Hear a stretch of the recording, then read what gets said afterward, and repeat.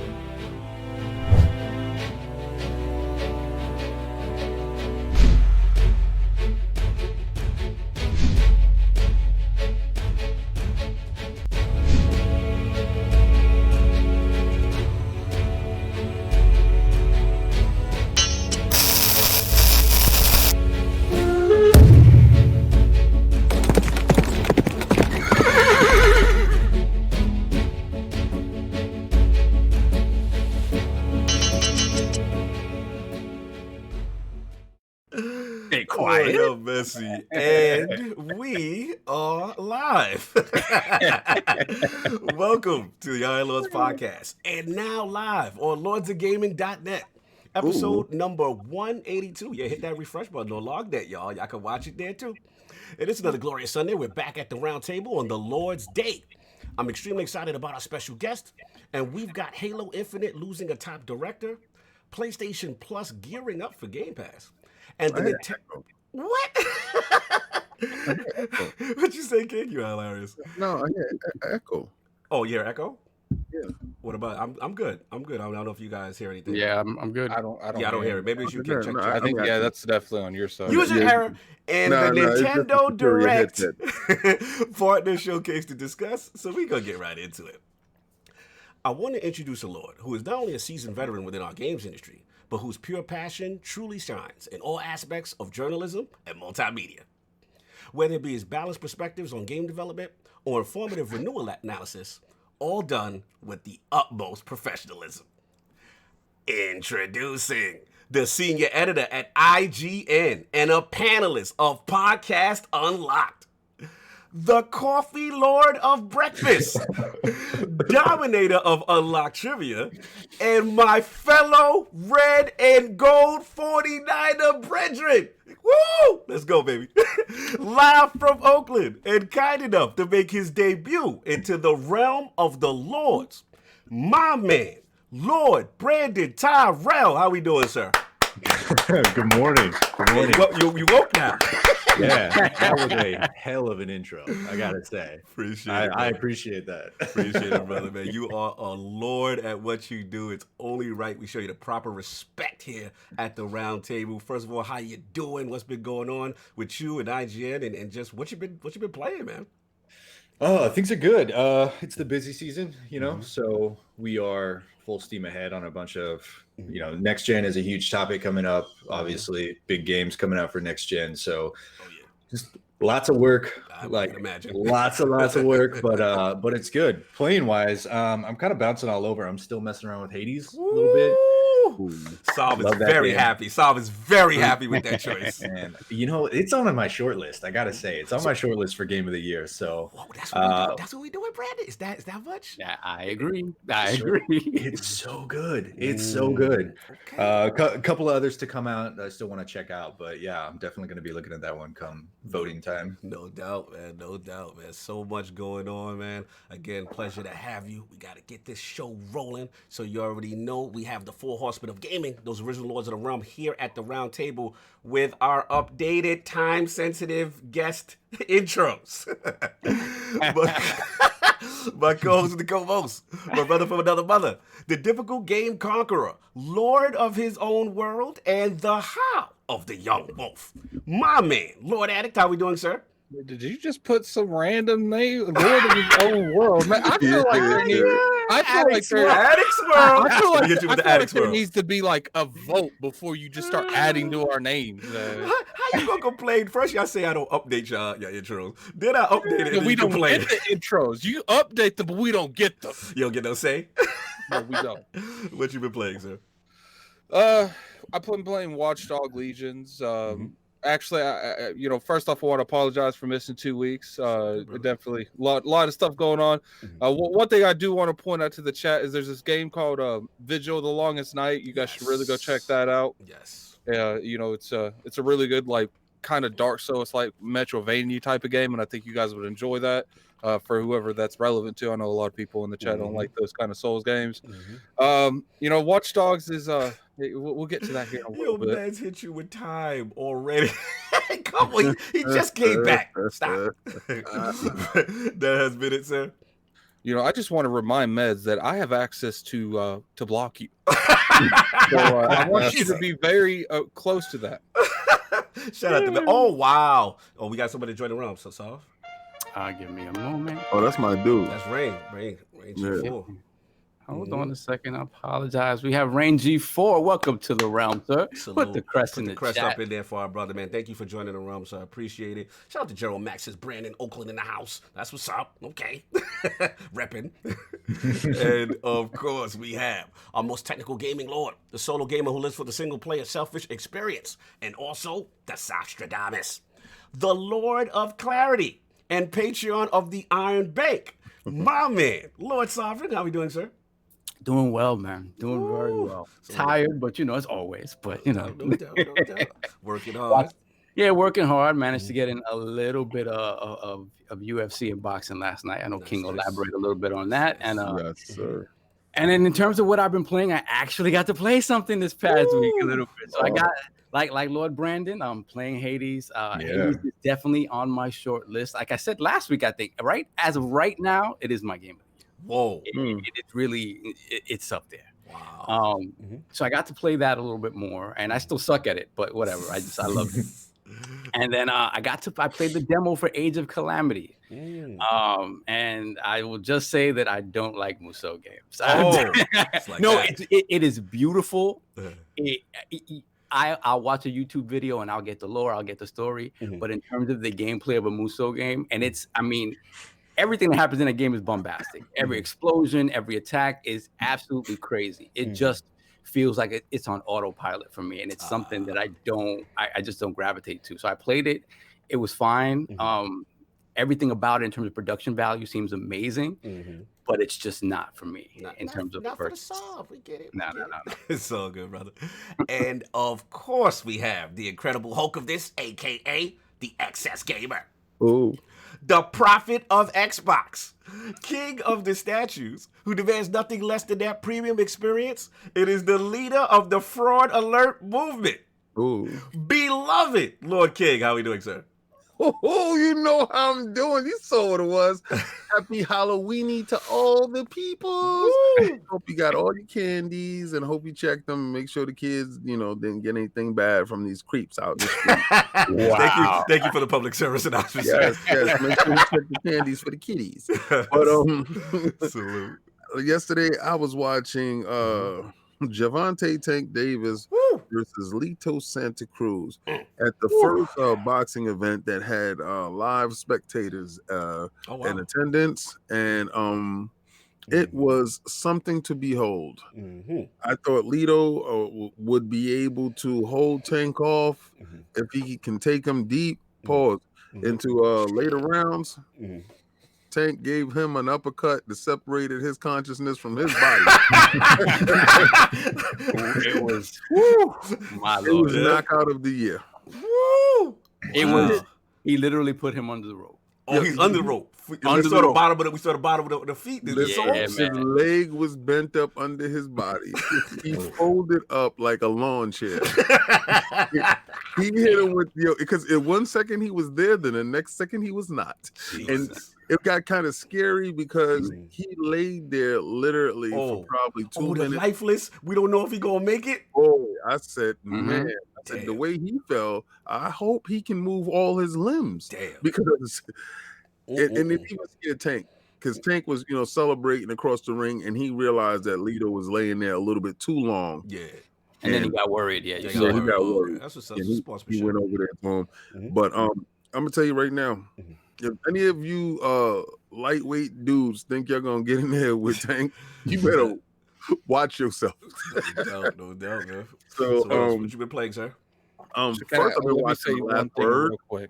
Okay, what's I'm sorry. I don't know if you guys have noticed, but we had a poll up. Okay. It just for the new emotes. It did take me a couple minutes to get it taken care of, but now if you're a member of the realm, you have access to time. You can do that on your phone. Why are you here? Like, why are you here? Like, segment. Attic, I got you. Don't worry about it. Get out of here. He bad in this segment. Continue. Anyway, like I was saying, I was playing Scourgebringer on Game Pass. Try that game; it's fabulous. But I'm right now on Katana Zero. I ended the game and I started it over again. Right. I love the game so much. It's not a roguelike. It's just a pure action game with a rewind feature. Is one hit kill. It's a very tough game to play, but it's fantastic. It is very rewarding. If you get past the board, you definitely feel like you accomplished something once you pass that board. And I was watching The Last Word with shout out to Rick Cactus. Shout out to the crew, Evantis. Was out there, and I'm watching my mans and them get busy, and if you watch the new KOS that's up, you heard me give a complete shout out to my man Cog on his journey back home to Xbox. From the evil PC. Yes, we will be ripping him from the so-called PC unmastered race, and he'll be back in Destiny on Xbox. You hear that, Cat Daddy? You see, it's meant to be. No, so that's been it, sir. That's it, sir. All right, no doubt. Addict, if you're back, if you want to get those bars off, as far I think we talked about the new emotes. We had a poll up, some stuff going on. He may have stepped away for a minute, but we'll get him on his comeback. And of course, we have the gaming ninja himself, the Shinobi Unlocked, LordCognito. Spell she didn't realize it. Mario escaped the game, yo. They clouded on Mario. Spread their realness in the realm of the ILP. Not telling you what you want to hear, but what you need to hear. Yeah, shout out to The Last Word, Ebantis, my man Rick Cactus was in the building. Some fun talk. Like I said, getting ready for Beyond Light. Check that out when you get a chance. Hilarious show. As for me, it's been up control, Sov, on the really? On the Switch. The cloud powered. The Vaseline edition. No, brother. There's ray tracing here. There's ray tracing here. There's a performance mode. There's graphics mode. I was very, very impressed, sir. So shout out to them and obviously Big Destiny. Let's get these super chats real quick, so because I know we got a couple. Okay, so we have first off we have Tazuichi with the $5 super chat. Sup, Lord? Great night of fights last night, Lord. Lord Cog better beat control on Switch with that Vaseline. Yo, shout out to Caboose with that net gate. I see you, baby. Feed the wolves. I see you. Then we have Squirrely Dan with the $2 super chat. Addict's beard is mad Grizzly Adams. Oh my God, you're messy. Yeah, Addict's beard is wild. And then we have Cedric H with the $10 super chat. Good morning, Lords. Good morning to you, sir. Good morning. Good morning. And then we have, give me a moment, we have Smitty Smith with the $5 super chat. Ghost Rider, hashtag stay collecting. That Ghost Rider. That Ghost Rider's fire, kicking the statues. You already know. Yes. Then we have Tony Bryant with the $5 super chat. Feed the wolves. Katana Zero is the devil. The devil, I say. Shout out to Tony Bryant. We're in the gator in the picture. I see you. Yeah.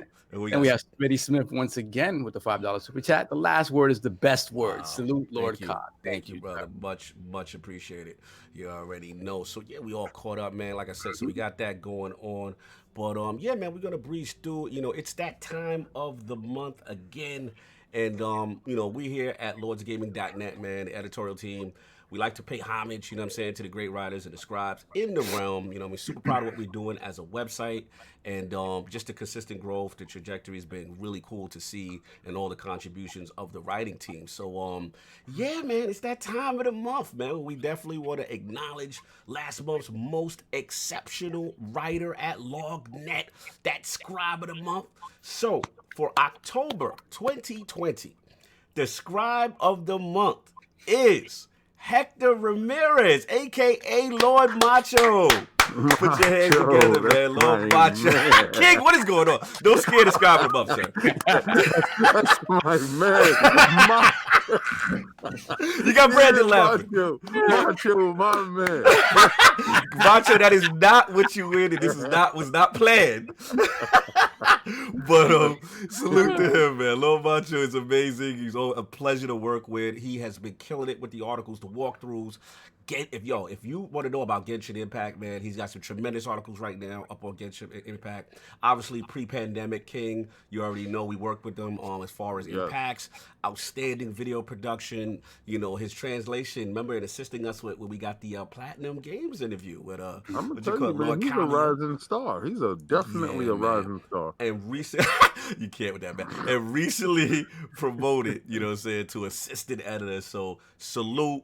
Lord Macho, put your hands together, man. Tremendous. Macho. Exactly. I love what you're doing, brother. I've already taken care of the man. We've taken care of the rewards. He's in the chat. It's Macho's in the chat. Macho's in the chat. He's laughing. He's laughing at King. He's laughing. But you are the scribe of the month, sir. Well deserved, man. Well deserved. And you already know you're going to be immortalized on the website. If you go to lordsofgaming.net right now, Macho's name, his likeness is there, and you can see all his work, all the stuff that he's worked on. Again, outstanding work, brother. Long net all day. You already know. Salute. Macho. All right. So we all caught up. Is Addict back? Nope, Ad's not back. Okay. So what I was gonna ask is now that we got into actually get the super chats for a second. We have Tony Bryant with the $5 super chat. Prayers up, wise old gamer. Big surgery tomorrow. Wow. Putting it in the university will be okay, sir. Yes, fantastic. Yeah, please, man. Salute. Prayers to wise old gamer. No doubt. Okay. Send out prayers to wise old gamer. Send out prayers to our boy Cat Daddy Fat Stacks. Yes. He recently went through a situation over there with the hurricane. Had some damage. Thankfully, the family's okay, but you know. Also, Lord Mojo Blues is in the hospital, y'all. Mm-hmm. So, definitely send our thoughts with him and his recovery and stuff like that, man. But we gotta move on, have some fun, hopefully in the realm. But man. Now, what's up? Yeah, that's right. My fault. Actually, I'll let you describe it because I don't know anything about this game. So, we have one giveaway we're gonna set off right now. Y'all already know November 10th, the Beyond Light. That stranger, you know what I'm saying, comes back into the realm. So, Mojo's in the chat. Salute, brother. Thank you. Destiny Show in the chat. What's going on, brother? Salute. You already know. So we want to, we got that giveaway, that tremendous Beyond Light statue, Xbox edition. It is time to announce the winner, Solve. And the winner, before that, once again, thank you to Lord Snaldo, king of the band hammer. Once again, Lord Snaldo had to sift through literally almost 1,000 bogus entries. Salute to all the frauds. You tried. For all this hard, you tried, but Lord Snaldo is not having that. So the winner of our Destiny giveaway is Lord HaloInfinite. Halo! Oh, wow. Halo the Dawn. What's going on, brother? Exactly. Yeah. So, I'm not gonna put the government out there. So we won't do that. Said Melvin. We won't do that. Located at. So congratulations to you, sir. We will get you all the information that's necessary for you to receive your game and your statue, because that I have to say, as someone who doesn't play Destiny, that is a fantastic looking statue. Oh, thank you. How nice of you. How would you even know that? You don't play Destiny. I do have eyes. That could be the worst expansion that we ever have, and we're taking pity on. Oh well, thank God I don't play Destiny then. Yo, Addict, you want to jump off the emote winners? Oh wait, real quick before Addict says the emote thing. Sorry. So, ladies and gentlemen, you know that today is the day. Today is the day we'll be giving away this Xbox Series X and this PlayStation 5. But in order to find out who wins, you're going to have to wait to the end of the show. Exactly. You're going to have to stay. Stick around, baby. That's right. You got to deal with King in that mask. Exactly. This is Halloweeny time. Sir, it's the first. Halloween's over. All right. Listen, an hour fell back and so did a day. Halloweeny, baby. You're out of control. Addict, sir, you want to do the before I was rudely interrupted saying Iron Lord stuff. It wasn't like I was just popping off, but we won't go into that. You can do that now. You can do whatever you want. Time, King, time. So we the Lords, we got a free emote. We like to give back and let the members in the Patreon choose what it was, and by like an overwhelming, it wasn't even close. Time won by I'm wanting to say like 80%. Like time won by a long shot. Wow. So we have that in the chat for you guys, for the members. Oh, it's right now. Perfect Shogun's using it. And we got it in the chat for the members. You could just throw that out if you guys want. Good. It looks good. Yeah, the chat's Dizzy's using it. Jonathan V. The reason it took me so long is because I had to edit it. No, that looks really good, sir. I like the chat. The time they're telling us to shut up and move on with the time. Thank you. All right. They're utilizing it already. So we have a super chat from Perfect Shogun for the $5 super chat. Welcome to the realm, Lord Brandon. The Iron Lords podcast is the only show with a like button that supports all RDNA 2 features. Oh my God! Hit it. We're fully featured RDNA 2. I approve that message. That's kind of messy. I love that. That's kind of fun. So we all set, guys? We are all set. Let's go. All right, let's get into it, man. So, of course, you already know that we've gotten into everything what the Lords have been playing and all the sweepstakes. We still got more going on. But now we want to focus on Lord Brandin Tyrrel, his video game system history, his journey into various roles in the games industry, including stops at Namco and EA, and, of course, what led him to becoming the senior editor of IGN and the panelist of the amazing Unlocked. So, Lord Brandin, let's start from the very beginning. What was some of the first video game systems you had, and what got you into gaming? Wow. Okay. Well, that's what a topic, huh? Yeah, like I think most kids my age, I started with the NES, that big gray box. Oh, yeah. Still have it downstairs. It's very yellow now. It's seen better days, but it's like it's a little piece of my gaming history. So I'm gonna hold on to it as long as I can. But Salute. yeah, I came up through Nintendo. I mean, the 80s and 90s were really dominated in the early parts before, I dipped out of Nintendo. I never got into the SNES, unfortunately. I didn't grow up real well off. So like a new console was every couple of years for Christmas, maybe if I was good, right? So I went to the NES to the then I jumped ship and went to Genesis. Oh, you traded. You came to the good guys. Yeah. Continue. Yeah. Genesis does. Joe Montana's NFL 1994. Bro, with the sports talk and the voice. Yeah. Oh yeah. Oh, yeah. There's throwing tight end slants. Everybody. There's nothing I hate more than old sports talk. Shut your young wolf mouth up. Amazing, the halfback pass. I love the halfback pass. Bro, we got about 4 plays that were a guaranteed touchdown. Yeah. Shout out to the money plays of Joe Montana. Bro. Amazing. Yeah. Now wait, because there was 2, right? There was a standard one, and then there was a sequel, which was Sports Talk. Am I getting it right? There was the first one. I don't believe the first one was Sports Talk. The second one was, and then everyone after that was. Yeah. So which one you had, Lord Brandin? I don't remember. I'll be honest with you. That was a long time ago. If it was Sports Talk. Yeah. No. It was Quarterback Club, I think. Okay. But again, like my memory, not great. Like I don't remember what I had for lunch yesterday. So. Yeah, it's weird. Like my early gaming memories, there are like very vivid pictures of games that I was playing: Marble Madness, Zelda, Super Mario Brothers, and then I basically jumped like 15 years. But no, I went NES, then Genesis, and then I got that that gorgeous hunk of translucent green plastic that was the N64. Donkey Kong with the expansion card. That actually probably has the most memories for me. That was the big item. I remember. I freaked out when I got that. Nice. So did a lot of gaming on the N64, and then I think I went PlayStation after that. I didn't get a PS1 when it was out. I didn't get a PS2 either, but I had friends. I'd go over to their houses. I'd play that, and then years later, my mom picked me up. The PS, was it the PS? It's basically the one that you fit in your pocket. Oh yeah. And this was like the mid aughts or the early aughts, so everyone wore parachute pants or cargo pants, and like I would carry that bad boy around like to school. Yes. Even though I didn't have the display or the wires.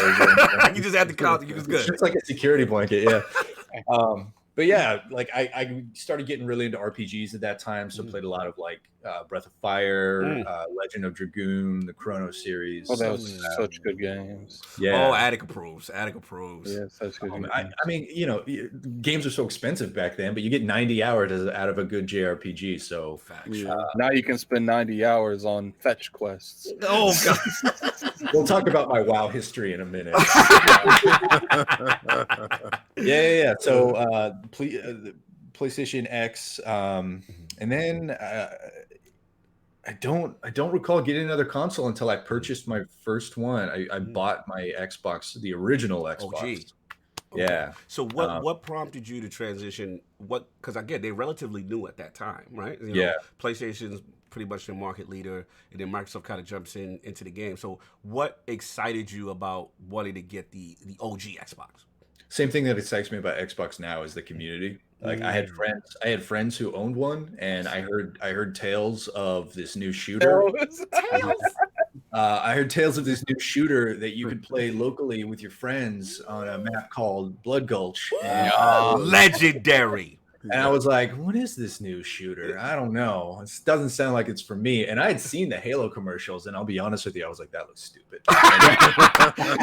Brandon was hating. He was hating. You know what's crazy, Brandon?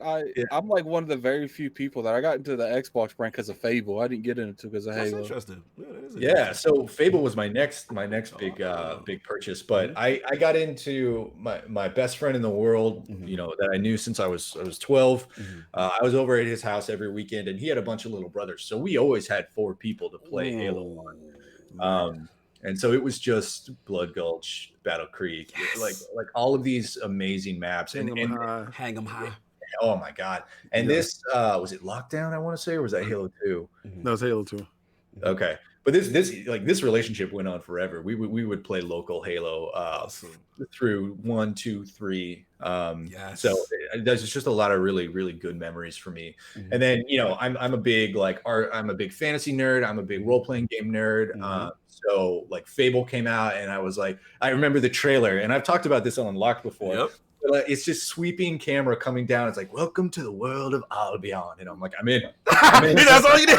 I'm in. Oh, there's a werewolf? I'm in. And you know what's crazy? Like this remake, that gives me the same vibe. The trailer that we just had for this new Fable, like with the toad eating up the fairy and stuff. Yeah. That has the same vibe.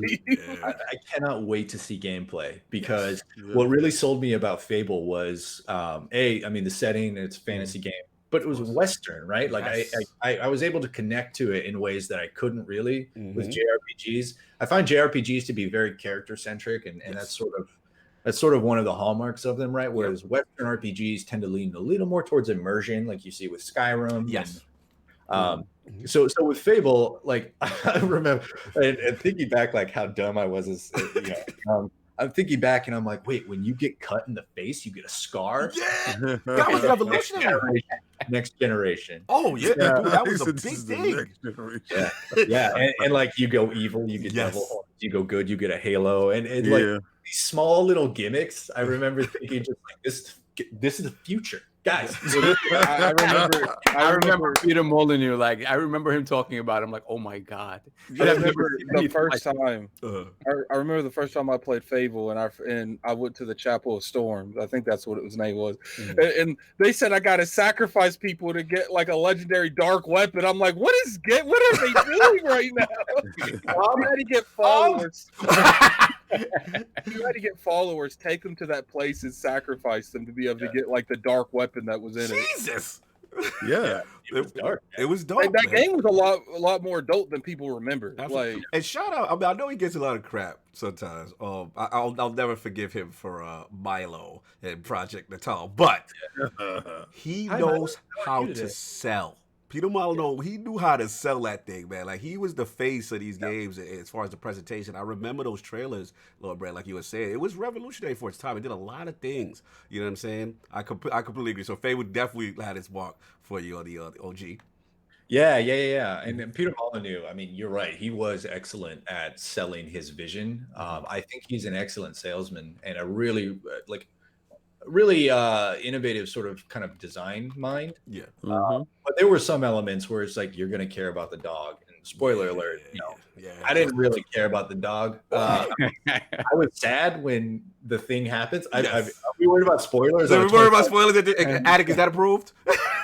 The game's like, I feel like 20 years old. If you ain't played it by now, that's your fault, man. I don't know what they're gonna pull back for the remake, so I'm gonna go light. But there are things that there better not be no dog like that in this remake. It just felt like it was set up to get a reaction out of you. It's like, hey, do you want this? You want it? Have it. Yep.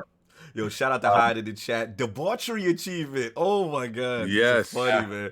No doubt. Real quick, Lord Brad. Let's get a couple of super chats real quick. Yes, we have Stitch with the $2 super chat. You should start with the last topic. I guess he wants all that Nintendo smoke first. Yes. Then we have Big Cloud Gaming with the $5 super chat. It's the Lord's Day. Hit that like button. LOL, David over here looking like the Bone Collector with that mask on. You got a different one on now. Switched over to Batman now. Now I'm Vengeance. And then we have Six Layer with the $2 super chat. Good morning, sir. Say something, please. the Lord of TV optimization and OLEDs. My man, Slayer, what's going on? So we all caught up? Yeah, we're caught up. All right, no doubt. Yeah, tremendous. So then, so then so those were most of the standouts you played on OG, and then you transitioned to 360, or what was your next progression? There were a ton, man. Like, that MechAssault got me into Xbox Live, of course, Halo. And ever since then, I've been in the Xbox ecosystem. I haven't left. Of course, I've picked up other systems, but I bought a PS3 with the Uncharted and God of War packages. I don't think I ever opened those packages, but really, I'm not throwing shade or anything. I'm just like, I get really excited about video games, and I'm like, I must have it. And when you hit a certain age, you start having a little bit of disposable income. You can make some real bad decisions. But yeah, ever since picking up the OG Xbox, I went out and, by that time I had a job. So I bought my 360, then I bought a PS3, and then a 1. And so sort of the rest is history. But what really got me was the 360. That was my sort of coming of age console where I felt like I turned myself into the gamer I am today. Ooh, talk that talk. Yeah, man. Like XBLA was sort of my stomping grounds. Monday Night Combat. Like, there were. What I loved about XBLA is that I didn't have to spend $60 on the game. But also, I was just a huge fan of like Gotham City Imposters, right? Super goofy on the premise. Batman versus Joker squad, and they fight in like a Counter-Strike style with a bunch of goofy abilities. But that's what I loved about XBLA is you jump in there, you find a game, right? And you just play it until you get really good at it, and you're pub stomping, and it only costs you $15. And you had it's such a great time. Absolutely. I had a big problem there for a while with the Impossible games. The Impossible ones? Yeah. Man.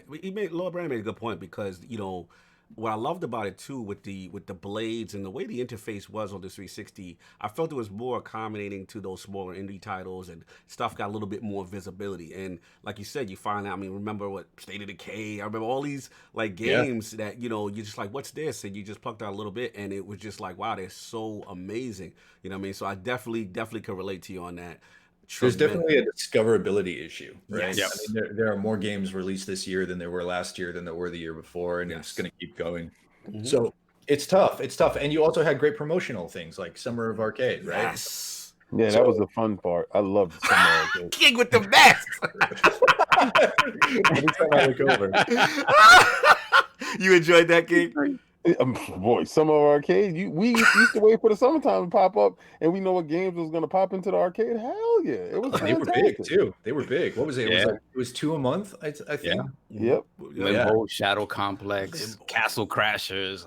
Shadow Complex was so fantastic. Shoot into the background and into the fork. Oh man, awesome. I can't with you right now. Anyway, the thing for me was also the evolution. I'm just curious how you're surprised at this point. Yeah, why am I even surprised with King? Let's do it. What I was gonna say is, what also was to me like the evolution of Xbox Live, Brandon. Right? We had like just the party chat, and it just kept expanding. OG Xbox, I always felt like I said was a pioneer in that regard for just getting Xbox Live to the masses. Just getting off the ground. Yeah, that was cool. You know what I'm saying? But I always remember, like, you know what I'm saying, those big games, and I believe, like, during the Call of Duty era and all this stuff, and these huge party chats, and, that to me was just such a social system, I felt. I don't know if you agree. No, absolutely. I think Xbox came out of the gate with the best sort of online ecosystem. And, in my opinion, and it is just my opinion, they've never been topped. Like, they came out strong, and they improved that product so well. Over the last 15, 20 years now that it is just, it's hard for me to imagine a better ecosystem until someone makes it. I feel you. Yeah. I feel you on that, man. So, man, so now we got into that. I want to get your career as far as getting into the industry because yours a little different. As I would say. All over the place. I was looking at your history, and what was kind of cool is you had some major stops in some other areas before. So I want to talk like before journalism. Like, how was your career getting started, and then like what just specifically drew you and inspired you to get started, and how did that come about? Sure. I mean, I guess I can just start back at the beginning. I think, wow, that's a Let's get it. This is your so life. I mean, out of high school, I did a couple years at a community college, ready to transfer, and I got to the point where I was super burned out because I did my first 2 years of college with my last 2 years of high school congruently. Wow. There was this program that you could do where basically my last 2 years of high school was at a community college. Nice. And so I did that, and I was super burned out, so I wanted to change. And I had a buddy who lived overseas doing charity work for like a community farm in Northern Ireland. And he talked to me about that for a while, and I realized that's something that I wanted to do. So, I dropped everything, went over there for a year, and then did a lot of charity work with the kids and working on sustainability and all that stuff. And then I came home and I didn't have I was 19. I didn't have a job. I didn't have any money because I used it all. I don't know if you know this, but flying transatlantic is expensive. Yeah, that's pretty pricey there, Lord Brandon. Yeah, so I didn't have any money. I didn't have a job. I knew I loved video games. I knew my intention was to actually get into film. So I didn't have an intention to work in the games industry because I loved playing them. Why would I want to, But I looked around and I saw an ad for a QA tester at Electronic Arts, and I just, I happen to live in the Bay Area, so I'm sure that helped. Right. So I saw an ad for a QA tester and applied. Didn't get it. But I got a call from another department called CQC, which is Consumer Quality Control, if I remember correctly. And basically, you have QA who tests the game for 6 to 8 months. Right. It's ready to go. That last week before it ships, you kick it over to CQC, and they're what I would call like the white glove test. You make sure there's no dust on it or anything. And oftentimes you find game-breaking bugs and stuff, and then it goes back to development. More often than not, though, you're like, hey, there's a bug here, there's a problem, and it's ADKS, as designed, known, shippable. So they're like, yeah. Don't worry about that, little guy. Don't worry about that. So that's how I got started in the game industry. Nice. I like a lot of people that I talked to in the industry, I came up through test. And then, my contract ended. I did 9 months through a contract firm with Electronic Arts.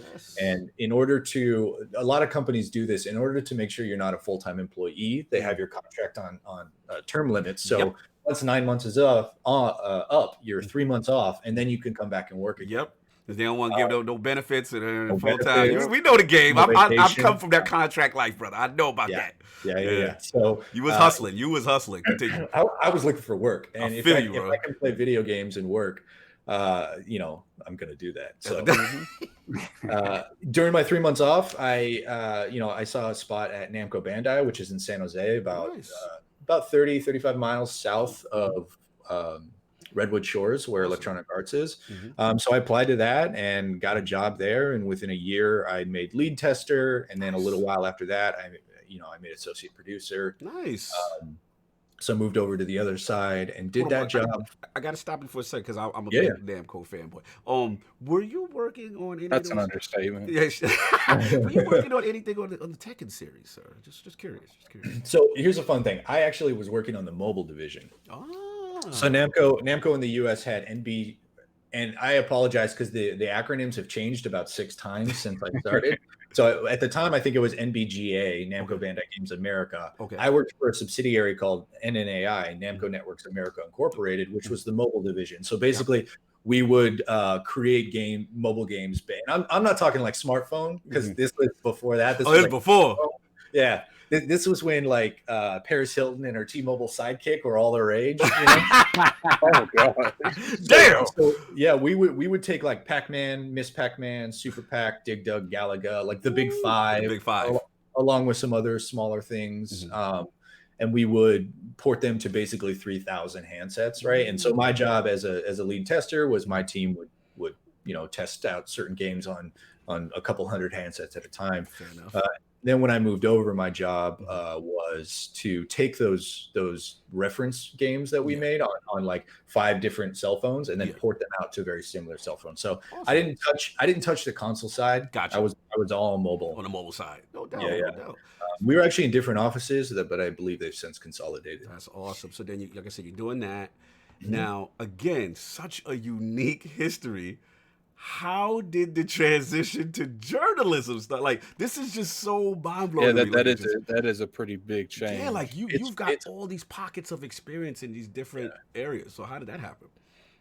That was a weird one. I actually remember the exact moment. Let's get it. So I was a producer. I'd been doing that for 3 or 4 years, and honestly, I was just super bored with the job. Because it's project management, it's not as creative as one might think, and not as technical. I'm assuming. Yeah, and I'm a very technical person. I like grammar. I like it's nerdy. I like all of the things that go into creating something as best as it can be. But I'm also really creative, right? And I didn't have an outlet for that because I was at a point in my life where my creative outlet was like making. I almost swore. I'm sorry. Making, like Call of Duty montages and stuff like that. I got you. I was sitting in my cubicle eating lunch out of Tupperware on my lunch break, and I looked up and I saw there was a 24-hour Dark Souls live stream by IGN, starring Keza McDonald and Casey. I forget his name. I'm sorry. He used to be the old EIC, but I'm sitting there watching it, and I'm like, oh my god. This game is right up my alley. Like, how do I not know about this game? And they're like, oh yeah, and it's published by Namco Bandai, and I'm like, it's published by Namco. How do I not know about this game? And I realized at that moment that I was in the wrong field, right? Because I get excited about talking about games. I get excited about talking with people who love games and what I think or what I love about games. And I'm sitting here looking at my spreadsheets and I'm like, man, I'm in the wrong field. And I never considered myself a writer. So I spent the next 6 months probably just reading everything I could. I read a lot of Joystick. Wow. I read a lot of IGN. Wow. Read a lot of Kotaku. Read a lot of what was the other one at the time? Destructoid. Destructoid, yes. So I just read a lot. And then I actually had a friend who had sort of the same aspirations, and he started his own site. And I was like, hey, I don't know what I'm doing, but can I write something for you? And he goes, yeah, sure. What do you want to write about? And I'm like, well, this Dark Souls game is coming out. Can I write about that? And he goes, yeah, you want to do a review? And I goes, okay. I don't know how to review a game, but okay. Bro, we gotta start somewhere. We got to start somewhere. Freelance. Yeah, so it came out. I want to say October 15th. Or it was 2 weeks before Halloween, I think. So it came out mid-October. And then I played it, I beat it, and wrote a review in the following 2 weeks and published it on Halloween. And it was like 7,000 words. So I had no idea how to write a review at that time. And I didn't know grammar that well. I still misplaced where to put the apostrophe. And it. That was your start, brother. That was your start. Yeah. So it was a crash course, So I basically kicked the tires a little bit on it and figured out how to write for an audience, what to say, get a feel. And here's the thing, man, it's like that was 2011. So I've only been doing this for 8-9 years now. So anybody could pick it up now and run with it. And it takes a little practice and it takes a little time, but you can train yourself. And it's just like working out, right? It's you building up your muscles. Absolutely.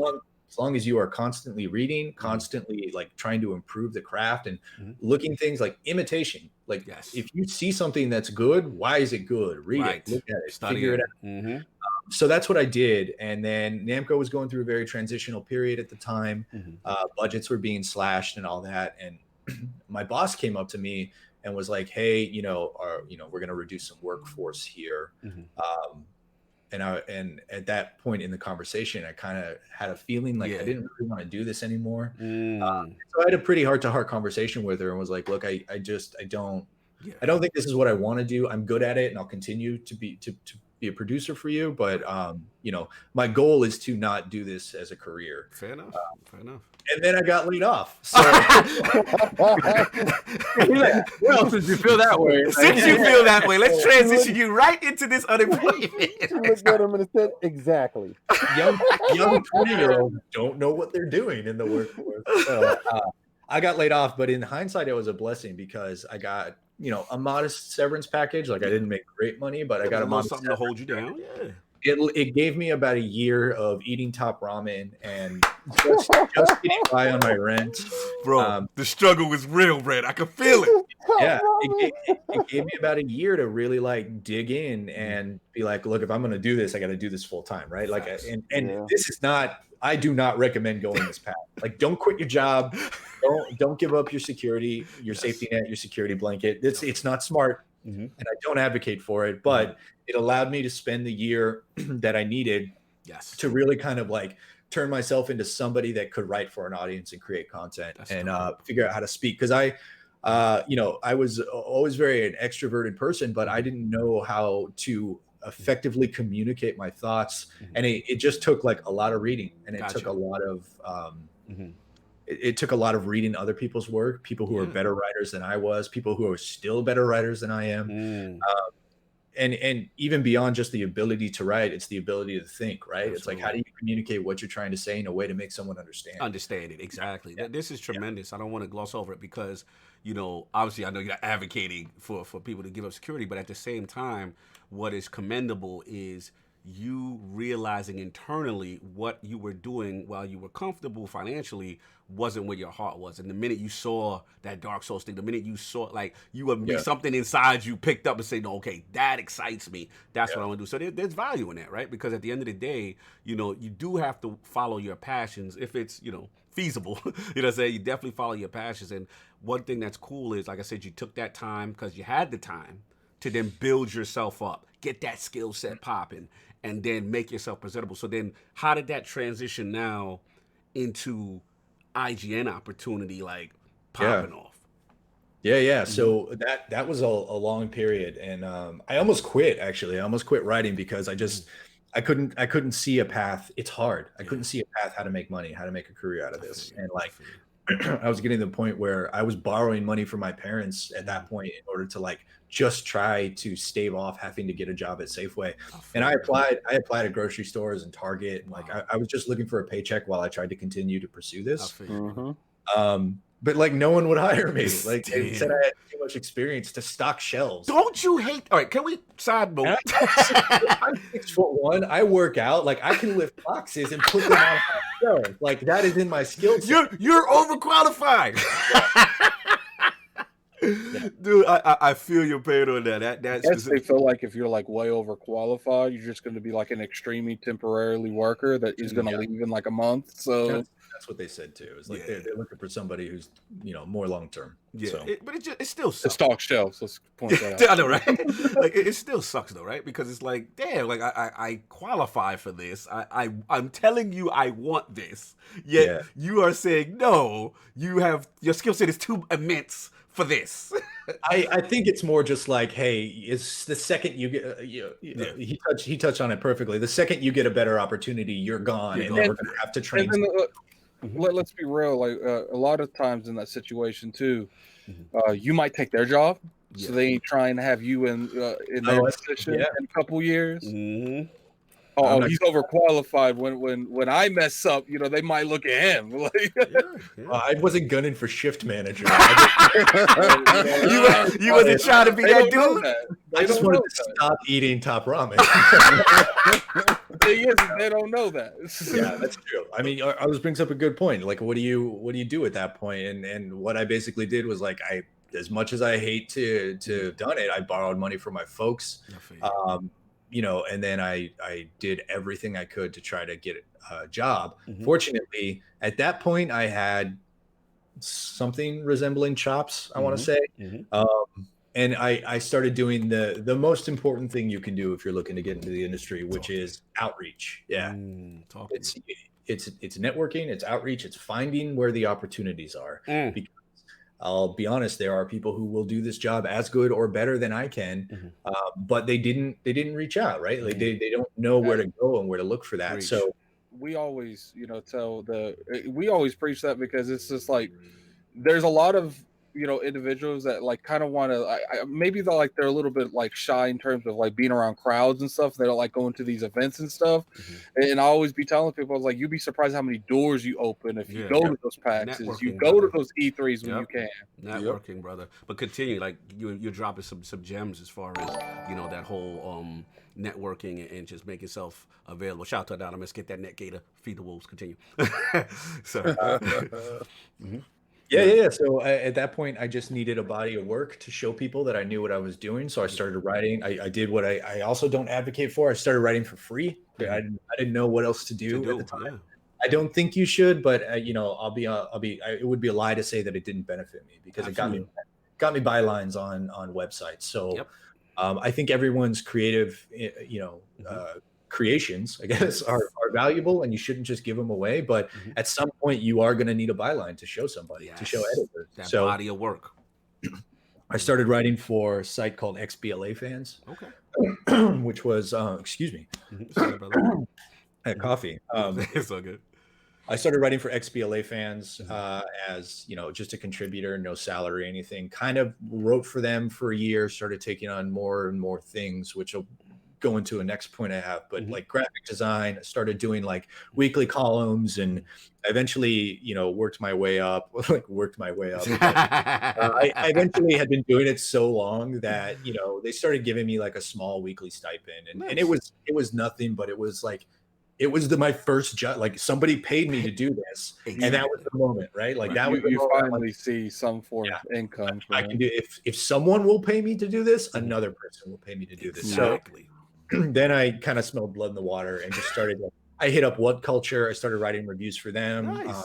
They're like a UK based site. Yes, I know exactly who they are. Yeah, they're very good. And then I started doing what what I think the next and most important thing is actually looking for people and looking for contact information. So I started hitting up editors everywhere. Like I applied for a weekend editor position at Joystick. Let's go. Joystick. I remember. I think at the time it was Alexander Swilinski was the weekend editor, and he was looking to hire somebody out. I saw, basically all these different opportunities, just trying to get the email address of somebody that would give me money to write for them. No, bro. You're moving and shaking out here.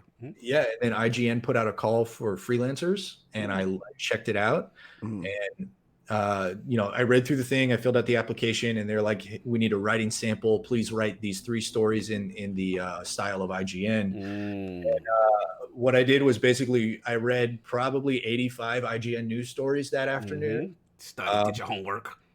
You did the research, studied, figured out what they were looking for, applied, got brought on as a regular freelancer, and at that point, you get a small amount of money for every article you write. You go get these articles. Yeah.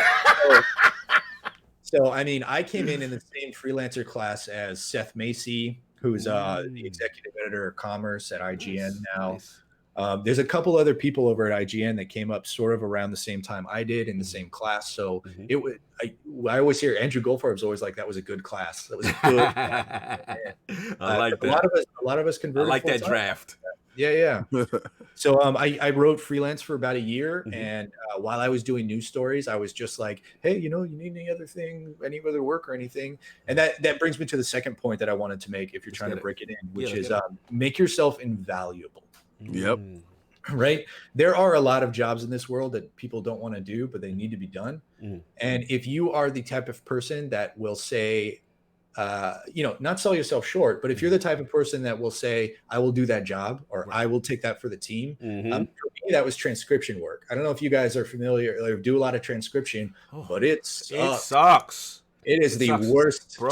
We did one, and it was very difficult. Very difficult. Please talk about that. So transcription is basically somebody does an interview, 45 minutes with a developer, and then they need to figure out what was said so that they can go back and pull quotes and information. So what that means is, and nowadays there are services that do this that are fairly cheap. Right. But what that means is, 5 years ago, I was the guy who I was like, somebody was asking if you're doing transcription works. Like, yeah, I'll do transcription work. Nice. I'm a master. I'm a master. Look at that initiative. I've never done it before. And they're like, how much do you charge? I'm like, I don't know. What is it? Whatever it is, dude. That's what we're doing. And how much top ramen can I get? Exactly. So basically, I think I endeared myself to some of that crew by just being like, hey, I will transcribe whatever you want. And it was crazy. It was like 8 hours of audio that they needed done in a week because Colin Moriarty went and interviewed everybody at Sony Santa Monica. So it was like 12 interviews with 12 different developers over 8 hours. Wow. So, I'd spend a week just transcribing, and it sucked and I hate it, but I got a lot of money out of it. And, I got my name on people's radars. Yes. So at that point, I just started getting a lot more transcription work while I was writing news. So they kind of all fell into place. The next time an editorial job opened up, they're like, well, we got this guy who's busting his butt. And he does work for us and he does it cheap that nobody else wants to do. So I got an interview. They probably only heard the cheap word. How much?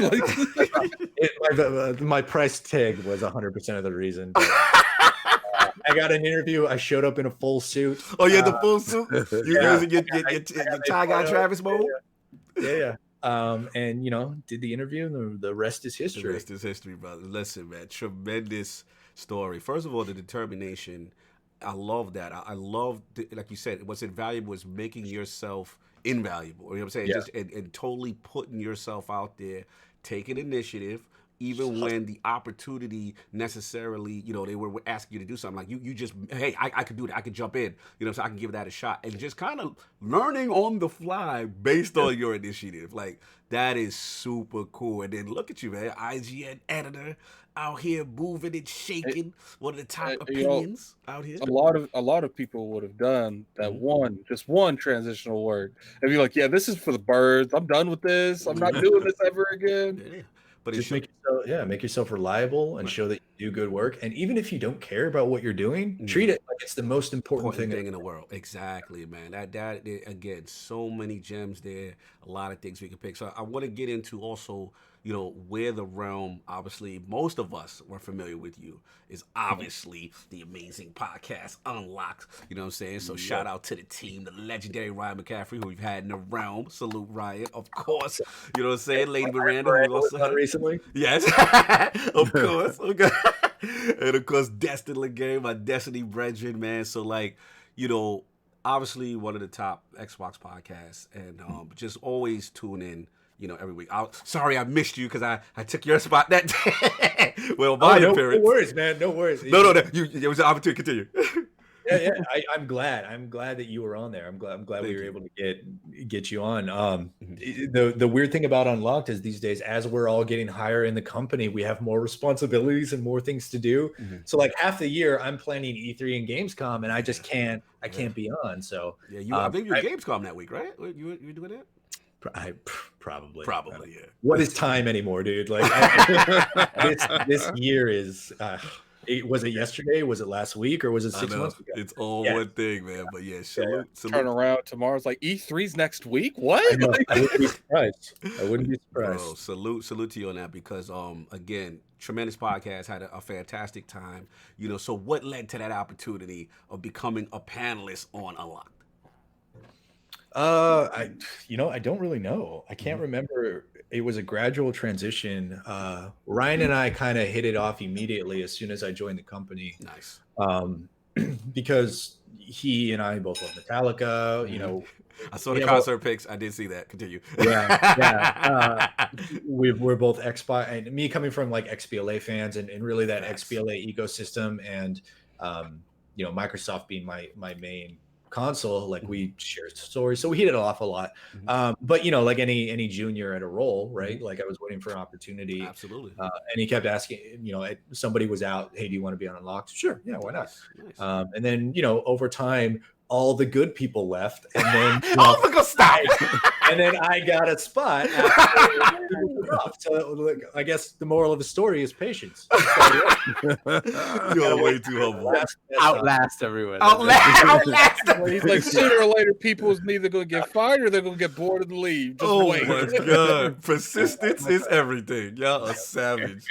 No, but one thing on this show, man, I always love your takes. You know what I'm saying? Definitely to it. Besides Ryan, you're definitely one of my favorites on the show. Very balanced, always give things from there. I think it comes from your experience also, you know what I'm saying? You know, being also with a lot of these companies and stuff in gaming, and it gives you a different, unique perspective. But I would definitely want to shout you out there. Real quick, so I'll just get a couple super chats. I got one more set of questions for him. Yeah, we have a Phantom Kraken with the $2 super chat. Hit the like button. Yes, please hit that like button, people. Yes, please, man. And we have Makai28 with the $5 super chat. Please say something, brother, please. And then we have Echelon 7, The Darkness, with the $5 super chat. Shout out to King's Mash. Shout out to Brandon, aka Lord Tyrrel. Peace to the Lords. Thank you. I like that Lord Tyrrell. Very Game of Thrones. Continue. I'm kind of happy that show's over. Yeah, kind of fire last name for this. I like that. Continue. You're trying to call me the Lord of Flowers for about 6 weeks. The Lord of Flowers. I know Brandon's never heard that joke. He's never heard that before. Never. No. First time. Yeah. No. It made the rounds. It's cool. It's a good last name. I like it. Marjorie Tyrrell. Marjorie, that's my favorite right there. When the crypt broke up, I was devastated, man. When the crypt blew up, oh man. And continue. Then we have J-Dub as a show with the $5 super chat. Good morning, Lords. This show is my mama makes me happy. Thank you. Salute, brother. Thank you. We are all set. Yes, we are. So we got J-Dub. Yeah. So look, man. Another thing, like I said, I want to touch on. Obviously, we did the unlock thing, but just what's pretty, like I said, admirable about you is just, you know, obviously the 10-year catalog, but like you said, that work ethic. You know what I'm saying? So obviously, I got a chance to work alongside you. E3, I believe it's 2018, Metro Exodus. You know what I'm saying? I saw you. 2018? That was 25 years ago, man. I know. Doesn't it feel so long since we could actually go to conventions and do normal stuff like as media? It's crazy. But yeah, man, I came across you. You know, it was tremendous, and I know you got so much going on. But I remember, I'm like, just how hard you worked. And even during that time, you took the time to stop and talk to me. It was really cool, very cool experience. And I just, again, what helped cultivate that work ethic? And again, just a little bit more advice for people that are striving to get into this industry that they love so much. Oh man, I mean, I don't know. Like, as far as I don't want to make it sound like a cop out or anything, but like, where does work ethic come from? I guess I'm kind of a competitive person. I just kind of want to be the best at everything that I do, which is a cop out. Like, everyone says that, but I don't know. Where does it come from? That's bro. I'm not going to let you gloss over this. I've always got drive. Continue. Yeah, I know. I've always had drive. I think probably upbringing, right? Like, everything in our lives boils down to, like, mom said something once in the kitchen, or, you know, I remember I didn't have the toy that the other kid had, and like, I'll never forget that. And, you know, Arthur Fist and all that. So, yeah, I don't know. Drive comes wherever. For everybody, where, you know, it comes from the same spot, just to sort of a collection of your experiences growing up. Fair enough. What about advice again for people trying to really break in this industry, man? They're gamers. They've got that passion. You know, what would you say to those guys and girls? So it's tough, right? Because these days it's a different beast. I feel like I got in right at the end of what everyone sort of considers the old age of journalism, or and to be clear, I don't consider myself a journalist. I didn't go to school for that. Right. I am an entertainment writer and a critic. But I got in right at the end where, like, the written word was the chief medium of our industry, right? That's not the case anymore. Right. We are, if not 50-50, we are more video focused than we've ever been in the past. Yes. So, you know, you're gonna have to learn those skills, right? And I don't tell anyone this, but I found a cracked version of Adobe Premiere. Exclusive. Solve can relate. Tell him, Solve. I don't know what you're talking about. Tell him, Solve. You can relate. Don't tell anybody, but we're live. I have spent several $100s on a fine Adobe product since then, so, you know, I feel like I've made it up. But you've had your penance. That's all right. Yeah. You know, I learned Adobe Premiere, learned how to capture, learned how to use YouTube, which is still something that I'm trying to continue to learn. It feels like that algorithm changes every day. Every time. It really does. It changes every day. So I guess what I'm trying to say is you need to be a well-rounded person. As far as employee, as far as what you're offering people. You need to figure out how to write for an audience, figure out the video side. Yes. There is a social media element to this game as well. visibility is important. It's why I have a Twitter, because I'm not a huge fan of social media, but it is a job requirement now. Absolutely. So you need to check that out. I mean, IGN doesn't require me to have a Twitter, but realistically, you need to be on Twitter because absolutely, yeah. That's where so much of that news happens and things break. So, you know what's crazy, Brandon? Like the only time, like when I know something's really went big is when I see it on Facebook. Like it's like, oh god, it's big enough. It's jumped over to Facebook already. All the way to these Once it hits Facebook, oh my god! What is he? I didn't get the memo, man. I got like 3 or 4 masks. Yeah, you didn't get the memo. I didn't get the memo, Brandon. Yeah, they're in a box. Yo, but I'm telling you, like once you yo, that looks crazy. Absolutely. Is that a oh my god! I can't. We can't. He said it last week. He did say that he was. We were warned. I love it. But I'm gonna tell you, social media is the key. Yo, I can't with you. I'm not. The camera's going off. You out of control. I love the idea we're all sitting here taking social media advice from an ape. You know what's crazy? When I first put this on and I sat down, I was like, it looks like I'm part of the background. Yes. Shout out to the Halloween version of the Lords today. Very festive. Watch out. Next thing you know, people are going to ask you, are you guys selling that on Teespring?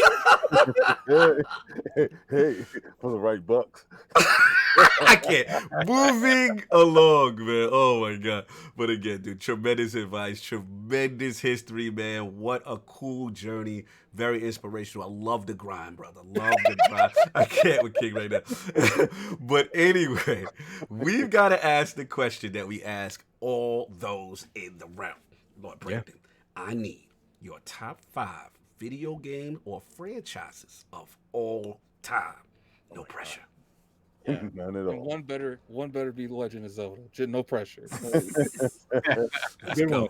You know what? Had you asked me 2 years ago, it wouldn't have been Legend of Zelda, but Breath of the Wild. Oh my god! One of the best members of IGN. I'm sorry, sorry, Ryan. With this choice, Lord Brandon has solidified himself as one of the best panel members. Salute the Breath of the Wild. Go Switch coming in hot. Let's put the Switch coming in hot in the chat, y'all. Put it up, Brandon. You know what time it is. Continue. Unbiased. Switch is doing some really smart things. Really good. But okay, we're gonna top 5. Let's go top 5 all time. Probably Zelda. Let's go Halo. Obviously. God, what a question. Any generation. It's not a franchise or a game, but anything FromSoft makes in the Soulsborne arena kind of speaks to me on another level. That was all right. You've made up for that Breath of the Wild stuff. All right, you're a repeat, man. I already put you on the never invite again list. And he's on the good list again. I'm gonna hit one from every major platform. What I got? I got Zelda. I got Halo. Yeah, Halo. You got the From Software, any like Souls kind of games. Yeah, it's tough. 4 and 5 are hard because I have really eclectic tastes as far as video games. Like I'll be really into strategy, tactics based games. Ooh, I'll go into, that's my thing. Like lately, all I'm playing is just like fantasy tactics games like the Dungeon of Ebalik and Druidstone and games you've never heard of. And I'm playing them on PC and really loving them. And then, event season comes and holiday season comes and I'm playing like AAA games and loving those as well. So what resonated with you personally, even if it's not like just something that you like, man, in that game, I just can't stop. Like, this is my heart. Yeah, I got it. Let's go. You guys are going to make fun of me. Overwatch. No. Let's go. Yo, he laughed you out. He said, no. He smooth laughed you out the room. Shout out to Brandon with the smooth laugh. Continue. Great game, but no. Thank you. I love that. Continue that. I'm going to clip that. At least he admits it's a great game, Cognito. Fair. It's actually, you guys are going to make fun of me, but it's Smite. Smite? Really? Smite's a good game. No, I actually had like a little thing for Smite for probably 2 or 3 months. But then I realized no one plays on console, so I had to like backtrack. Tell us why Smite, Lord Red. It's actually a really fun game. It is super fun. It's a MOBA, right? Yeah. But it's not. the reason I never liked Dota or League of Legends, I hope Miranda's not. Yeah, I was just about to say, don't let Miranda hear that. Don't be mad. I love you. Don't be mad at me. Dota's not for me.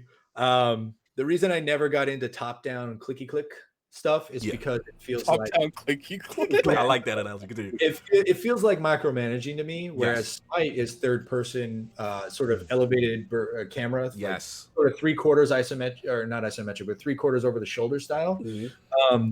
And you're this character, and you're running around, and you get into the jungle, and you can't see anything around you, so you're gonna get ambushed and jumped by like Loki, who comes from nowhere. Mm-hmm. And it is also mythology based, and I'm Yes. a big fantasy nerd. Most of fantasy comes from like mythology and antiquity and all that. Like that's just kind of where it gets its start. Love it. So totally resonate with that. So Yeah, I've been playing it for 7 years. I probably have 200,000 hours into it. I don't know. Wow. What I like about Smite is just like it's so strategic and it doesn't look strategic. Like That's what's it's a legit strategy game, and there's also it's a lot of skill shots. Like you actually have to aim your abilities in it, which I like much better than like clicking on the enemy and pressing my and then ultimate. pressing it. Yeah, I feel When you're Poseidon, you press and an you ultimate, summon- you might lose. Yeah, when you're Poseidon and you summon the Kraken, there's a circle on the ground, and you move that circle where you want it to go, and then it pops up, right? And a giant monster comes out of the ground, and it is dope.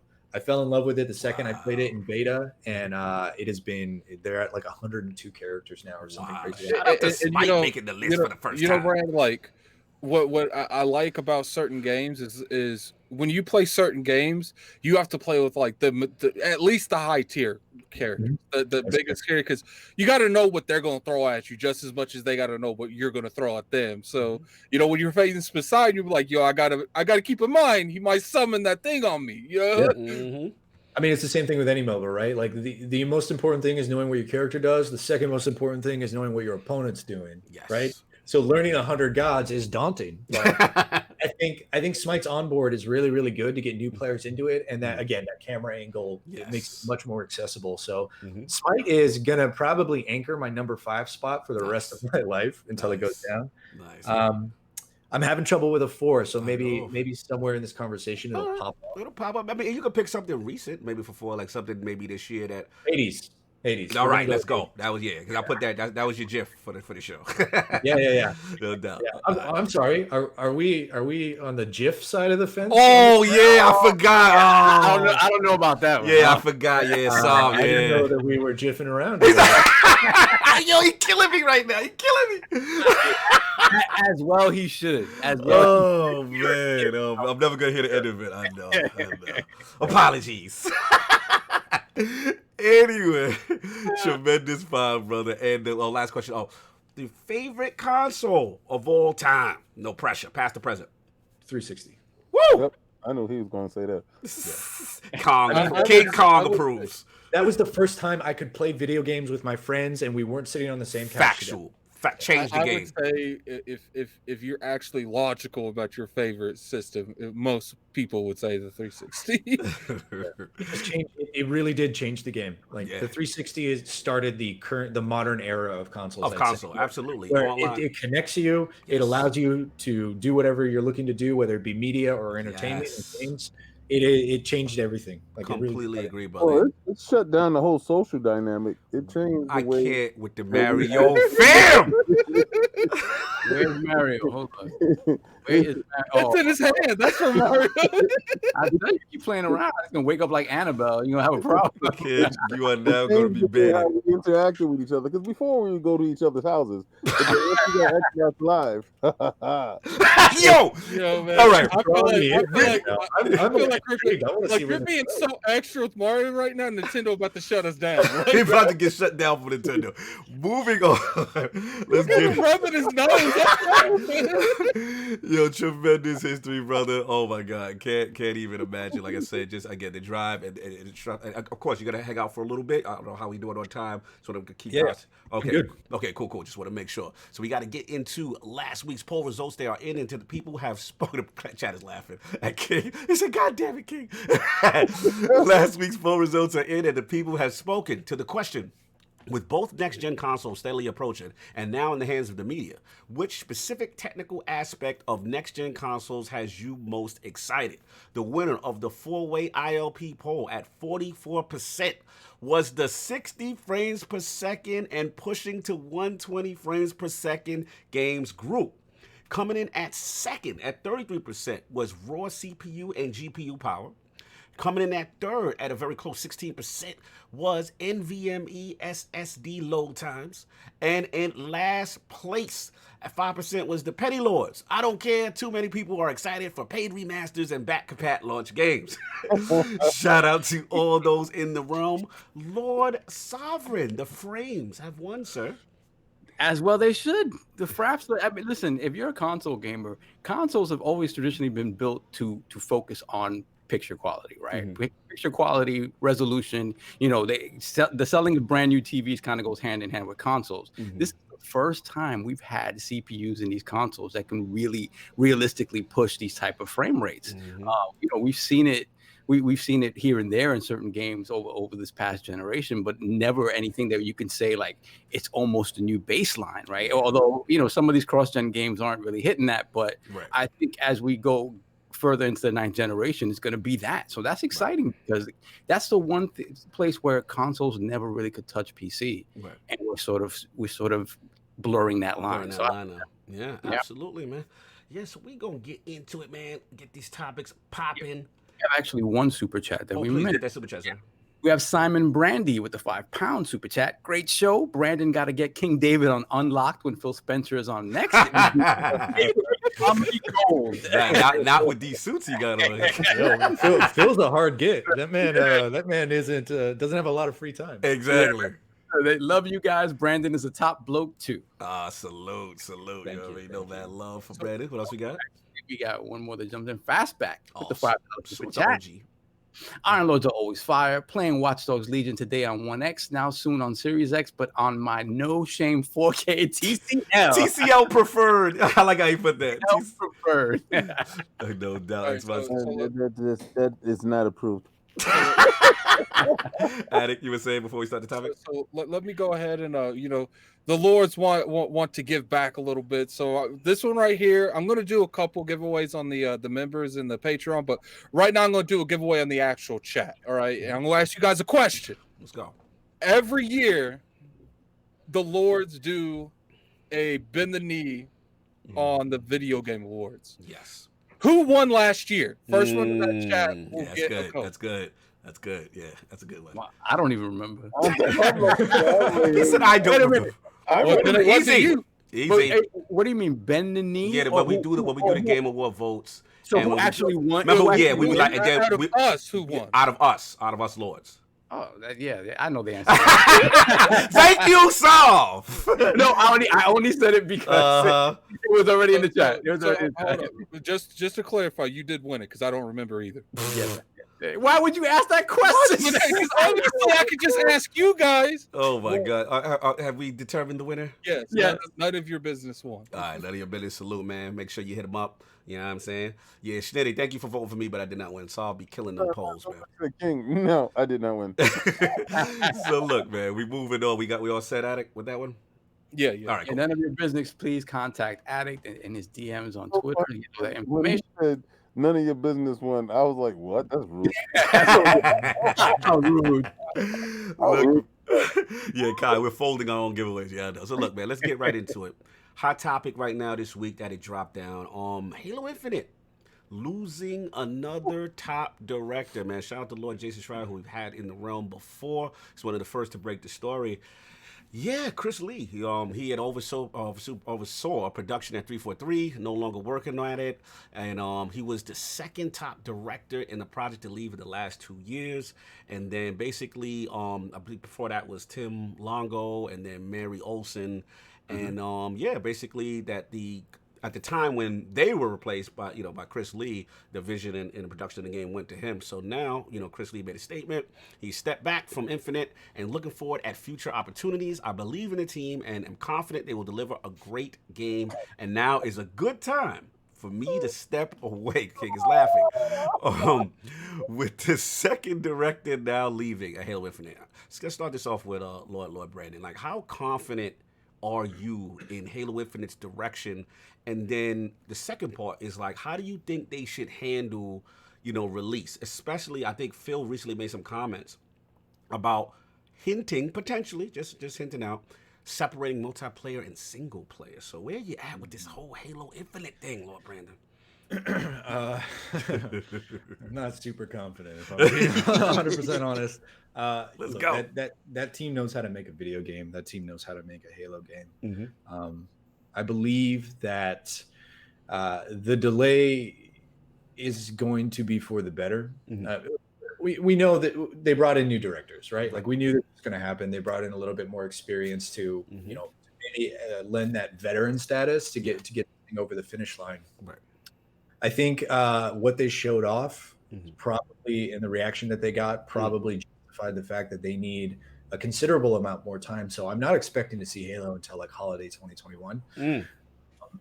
But I still think that, when that game comes out, it's going to do what we all hope it's going to do, right? Which is reset the brand, because I don't know how you guys feel, but personally, I feel like Halo isn't the name that it used to be. Yeah. I don't think 4 was as good as 3. It's hard for anything in the Halo series to beat 3 for me. I mean, I love DST, but 4 and then 5, I just thought was a bad game, if I'm being honest. No, being honest. So I'm looking for Infinite to reset that brand and make it relevant again, because guys our age, like, we know what Halo is. You talk to a kid who plays Fortnite and they're like, oh, you mean that Super Soldier game? Like, Facts. Yeah, that's old. So I am not 100% confident with where the game is now, but give it another year, and I think that we're going to see something in holiday 2021 season that a big re-reveal of that game coming out. By then, the Xbox Series X will have its feet under it. Development time is our development expertise on the console has been building, and post-launch, they're going to get just a ton of data from users. So, I'm confident that holiday next season, we're going to see that game turn into something special. But fair enough. I want to double down, though, as far as company structure, right? And just, this movement that we're seeing. Like, it's kind of, I don't say I've never seen it before, but it is a lot of moving and shaking up top before release. Like, does that signify a red flag to you? Like, what does that signify that, it's changing ownership? And then the second part again, about this, would you be okay if they said, hey, single player, separate, multiplayer, kind of thing? Like, how are you with that as well? Do you mean like releasing single player and dropping multiplayer later, or vice versa? Or do you mean selling them? Okay. And studio culture at the top with the changing. Yeah. So tackling the single multiplayer thing first, I'm fine with it. I think if they release Halo Infinite multiplayer as a standalone thing that you play with your friends, that's totally fine. I don't think that hurts anybody. So I think breaking it out is I mean, we've seen Call of Duty do it, right? Kind of. I mean, it is all one package, but those are very different experiences now. There are, the majority of the people pick it up for multiplayer, and then I don't have numbers on this, but I feel like equal numbers pick it up for the single player and zombies. As far as the studio culture goes, when a project is coming to the finish line and there's something wrong with it, there are fires to be put out. There are certain intangibles that you only get by experience, right? You only get with veteranship. You've shipped a ton of games. You know how to just get things across the finish line. What this reads to me is they have obviously brought in new directors. I think it was only a matter of time before you see the old leadership team sort of like take a step back. And this was probably planned in a transition, and it's just now it's at a point where they feel that is either far enough removed or they have a better handoff now. They can move him back and put him back. I think he's still in the Microsoft. He's still with Microsoft. Yeah, he's still with Microsoft. He's just not with 343. Right. So they're at a point now where, it just makes sense to like pass the baton because like I said, you need that veteran leadership to come in and start putting out fires, start saying like, okay, this is what we need to get to. This is where we're at. And then there are some hard decisions that are going to need to be made. And I think that's where that that sort of experience is going to lend itself well. So I actually think it's a good thing. I think the shakeup is a good thing because nobody wants to release a subpar game. Facts. You saw what happened with Crackdown, right? Oh Lord, yes. Like that dwindled for too long, and I think there wasn't any like serious decisions made for there, and they released it as it is. I'm of the opinion there. You don't want to release something if it's not going to be a great experience, but there is also an understanding that like at some point you just got to recoup your losses. Yeah, right? facts. So I think all the shuffling is good, and I'm totally happy with them breaking them out. No doubt. Sorry, we're gonna get super chat, then we get Addict's thoughts. Then we have Slow-Mo Backslap with the $5 super chat. Brandon, how often have you seen a project demote multiple lead directors and the game still turn out to be a success? Not often. And there you have it. No doubt. Lord Addict. ChrisLee, man. He's moving on, and a little shakeup going on. How are we feeling about Halo Infinite? This is your game. You know all the lore. You're probably the most passionate Halo person I know. What's up? How you feeling, man? I feel like with this particular thing now, I'm right there with Brandon. I've come to the point where I got zero hope in this game almost. Like maybe it's like 20%, maybe not zero, but it's just like they've shown me incompetence more and more. I think, a lot of people want to say that 343 isn't a good studio, and I'm not necessarily there. I think maybe it's poorly managed at this point, and I think maybe they had a skill that they shouldn't have had a skill on. Like they wanted the game to function like this, but it wasn't realistic to function like this, and I think they made a new engine to make it function like that. And I don't maybe something happened with the engine. Maybe they're having a hard time optimizing the engine. I don't know. I'm not at 343, right? But I feel like 343 is salvageable. Okay. I just don't know what the management is. Got you. So like to me, I feel like this ChrisLee leaving is just shifting people out. Yeah. I think that it was neither him stay there or he get demoted. Right. I mean, he leaves there or he gets demoted. And I feel like you would rather do a lighter move than just get demoted, because clearly he was the lead over there. I think he was the person right under Bonnie, wasn't he? I believe so. I think Bonnie, he was the director. I think low key, Jason or no, Joseph. What's his name? Joseph Staten. And Joseph Staten. I think he got his job now. So I think, obviously there can't be two people in charge like that over there. So I think that there's like, look, man, clearly, and plus we have to be realistic. This is a business. Right. Someone's getting blamed for what's being down right now. Factual. Let me ask you this, though. I want not to cut you. I got to ask you this because I want your opinion. What do you feel about them separating it? If that, because remember, Phil just did an interview and they asked him, now in the beginning, prior to when we thought it was going to release, that wasn't on the table, right? But now it was asked. He said it's a possibility. How do you feel about that, Ronan? I'm not okay with it, but I was told like a year and a half it was going to be separated. Okay. So I already kind of had that thought in my head. I don't think that's a good idea. I think that, they both need to be together. Right. Because this isn't like Fortnite or something like that. This is Halo. Like this is one of their pillars. If you make them in separate, like it would be different like a beta. Right. But it's not a beta. They're talking about releasing the game.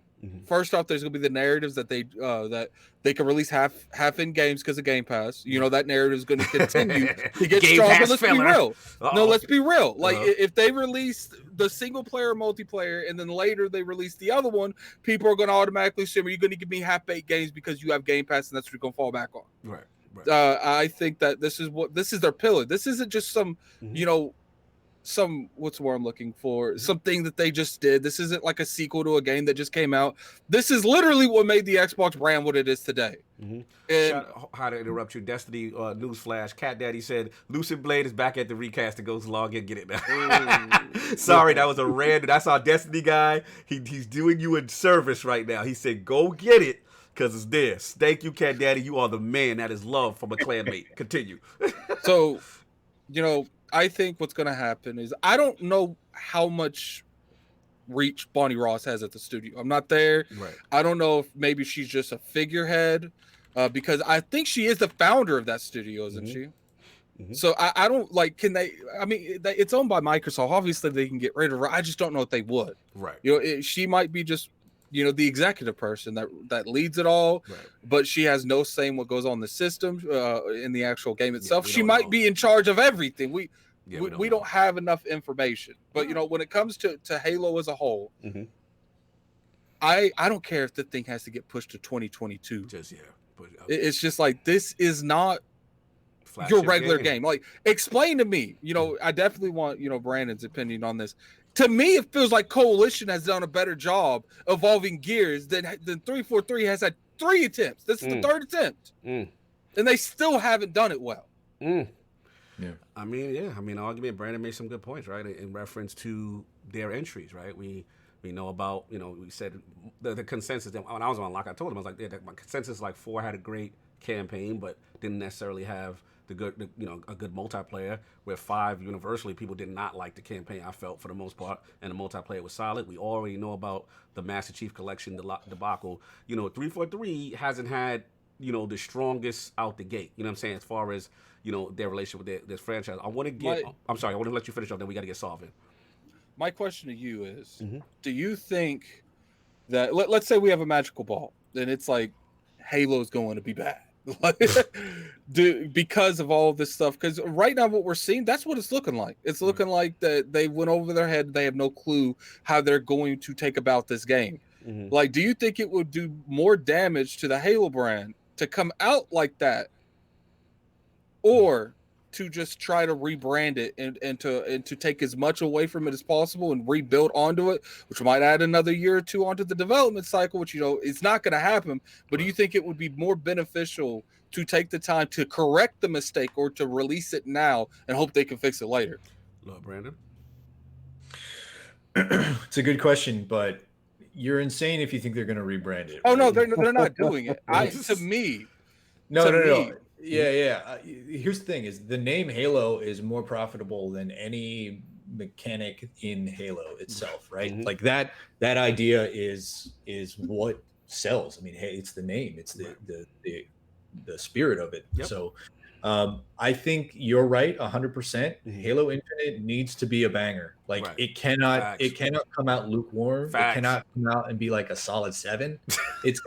It's got to be a 9. Solid give me that solid 7 vibes. But I will say one thing: how they took on the Bethesda project. They got all those studios. I feel like it's a little less on Halo than it used to be. Now it's still a lot on Halo, because Halo is Halo. Halo, definitely revolutionized all of online gaming, especially first-person market, and particularly on the console. But I do think, since they have they have stuff like Doom, they have stuff like the Elder Scrolls, I think it's a little bit off of Halo, because now they don't have to rely entirely on Halo. I understand what you're saying. So, but I think throwing out the Halo brand and hope it sticks is definitely not a good idea. You gotta see what's gonna happen. So if you want to get super chat, and I'm sorry, Brandon, continue.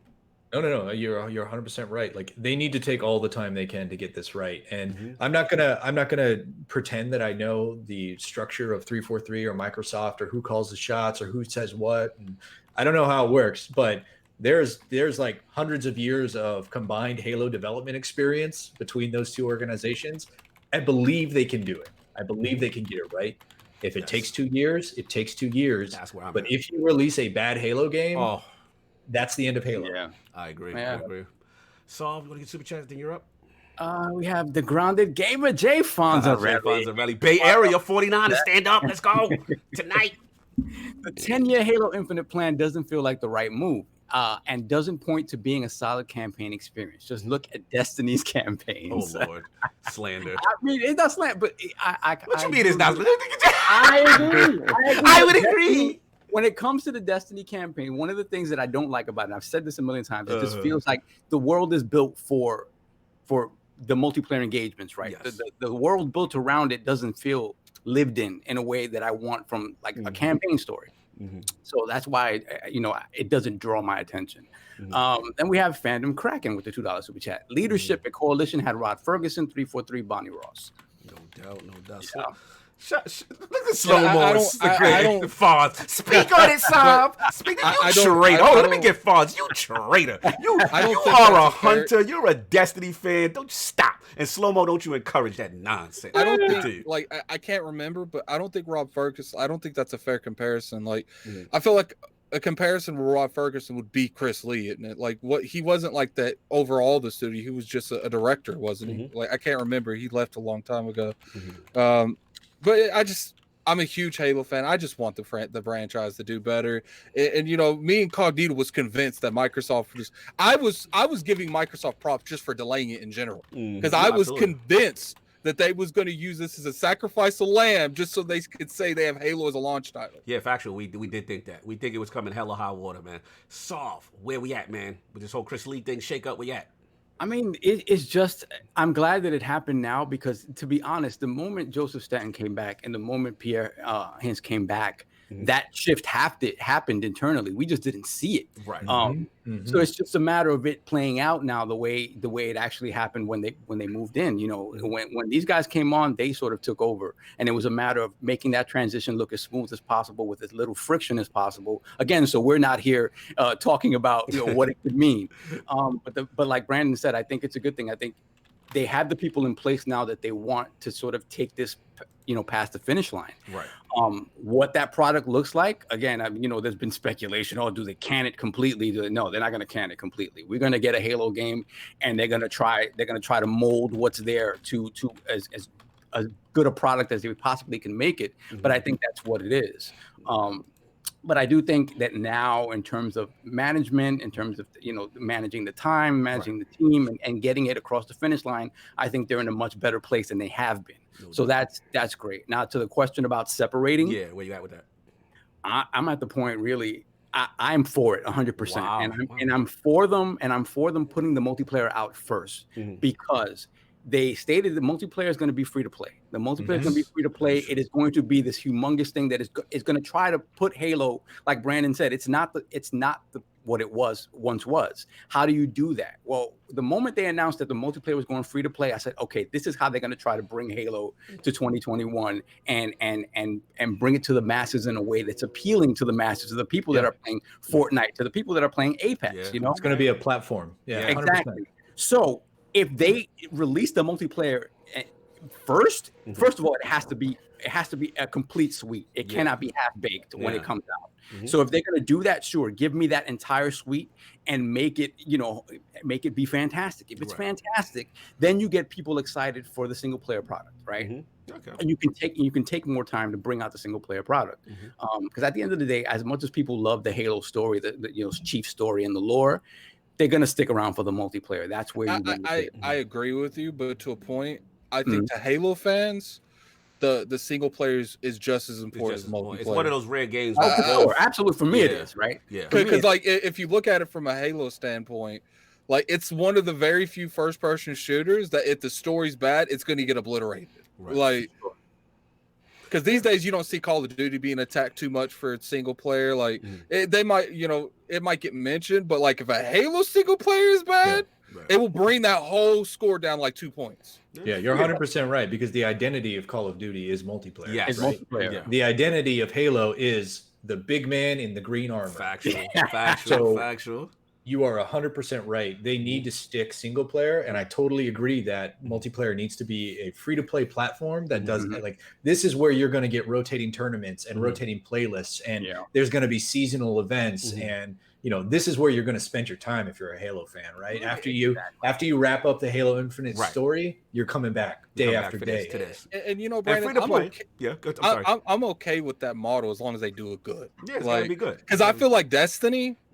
I love the gameplay, but they don't do that part good. But I'll tell you this though, in terms of the single player as well, though, if they're treating that as a platform as well too, right? Because they're talking about you're gonna have pretty much free reign of an entire Halo ring, right? They're separating it, but these combat engagements are gonna be bigger than we've ever seen before. So if they handle story kind of that way too, where you're constantly adding to things you can and opening up things you can do in that ring, like, okay, in 3 months, we're going to have some DLC that opens up this part of the ring that you weren't able to access before. That sort of stuff as well. Like if we've seen what adding narrative to a game that doesn't have it, like a Fortnite, they add narrative to that. Exactly. You add easy. Brandon, you were doing so good. I don't like this. I'm saying you know when Callus's ship showed up in orbit. I'm just saying like maybe Prophet of Truth shows up at this ring. Oh my God, you were doing so well, Brandon. To the Destiny fan. Don't encourage him. I knew it was a good idea to have you on as a guest. Oh, I knew it was a good idea. I don't know whose side I'm on right now. I'm just trying to be. You're upsetting the Destiny fans. Continue. He's here for the smoke. That's all right. Yes. Brandon's for the smoke. I like it. Continue. So that's it. I mean, you can do so many special things with both aspects of this game. Mm-hmm. It's just a matter of taking your time. At this point, I don't really even care about the release date. Wow. Give me a fantastic product. Yeah, that's it. Fair enough. Lord King Kong, patiently waiting. Are we sure he's still alive? Yeah, is he still breathing? He had a lot to say. You know, I gotta salute my bro. He had a lot to say when the news first broke out about the delay and obviously the stuff, and he has some heartfelt words to the to the realm and 343. He felt strongly. So I want to know where you at with this latest information, sir. Did we identify the slacker? That's the slacker been identified. Has the slacker been identified? Listen, man, people act like this wasn't gonna happen. You hired two individuals to run story and one to run multiplayer. First of all, that was showing you a division right there within itself. Okay, so once you understood that was gonna happen, it was are they gonna drop it single player early first, or are they gonna drop multiplayer?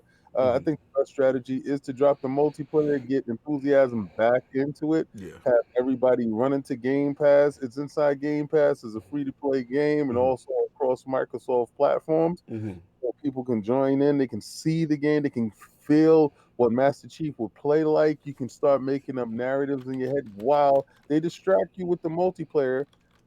The chat said they cannot take you seriously right now with your opinion. Continue though, sir. Continue. What more do you want from me? Are you not entertained? What was that gorilla that died a couple years ago? What was his name? Oh, Harambe or whatever. Harambe. I want some rest in peace Harambe's in the chat, man. Let's get some rest. Jose, you can't put time on King. It's highly disrespectful for Harambe. Anyway, he reminds me of the gorilla from Trading Places. Yes. The Trading Places gorilla. Listen, man. Come on, take me serious here. So when the single player comes out, see that launching the multiplayer will allow them to have enough time to work on the single player. You'll forget about the launch date of the single player while you're enjoying the multiplayer. And once that happens, once the single player comes out, I gotta get off the screen. I can't continue, Gang. I don't look. I just listen. That the single player will be exactly what we wanted it to be. Didn't get enough Master Chief in 5. I thought 5 was pretty good, but obviously people didn't like Locke. Why you gotta just give me the game wasn't good? Why you gotta attribute it? It's just they didn't like Locke. Because you know what? Every time they allowed you to play a different character in Halo, people were really upset with it. When you played the Arbiter, people were really pissed off. True. Yeah, but I feel like by the end, people liked the Arbiter. They just didn't do a good job. They building lied up with the marketing. I like him. Yeah. I didn't like him. They just didn't do a good job building Locke as a character, and that was the issue. Yeah. Like if you look at it from Halo 5, there was literally a whole chapter talking to 3 people, an entire chapter. Yeah, and that was an achievement popped off at the end of the screen. I hate with 5, and I'm not going into that. This is not what this is about. But continue, sir. What do you feel about this whole thing? A whole rabbit hole about that. Anyway, like I was saying, that game to me was pretty good. What they should have did was allow you to play as Chief more, because they gave you a false narrative. All that stuff is gone. And I told you before, who head does it fall on? The next person to walk away is the person that is really the problem. Because they let the first do it out. They see the transition. They see the narrative. And they're like, okay, next guy. And the next guy that goes out, you're going to see that the project is going to take off how it's supposed to be. I'm telling you, and, Phil took everything on his shoulders because at the end of the day, he watched the clip. Right. Now, it's not his fault that somebody grabbed the NPC. Shout out to Craig. Craig. Craig was lit. Craig was lit. But it happened for the best. All right, because they would have shipped that game with us. They had Monster and everything ready. Yeah. All that stuff, all that promo, everything was ready. You were going to get that game November 10th. Come hella high water, how it looks. Right. And I'm happy that it got delayed, and we'll get it next year or the year after. All right. We get multiplayer next year. All right. So you cool with the separation? Yes. All right, cool. Can I ask you guys one question real quick? Would you think it's okay? Mm-hmm. I just quick question, yes or no? Do you think it's fair that 343 should be like leading the example of all the studios? Leading what example? Like they're the ones that has the most funding. They're the ones that has the Halo IP. Like I feel like they should be like the top of the line one. I told you a long time ago, rip that from them a long time ago. I told you, get that out of their hands. Like, look, until you're king, I can't take you seriously.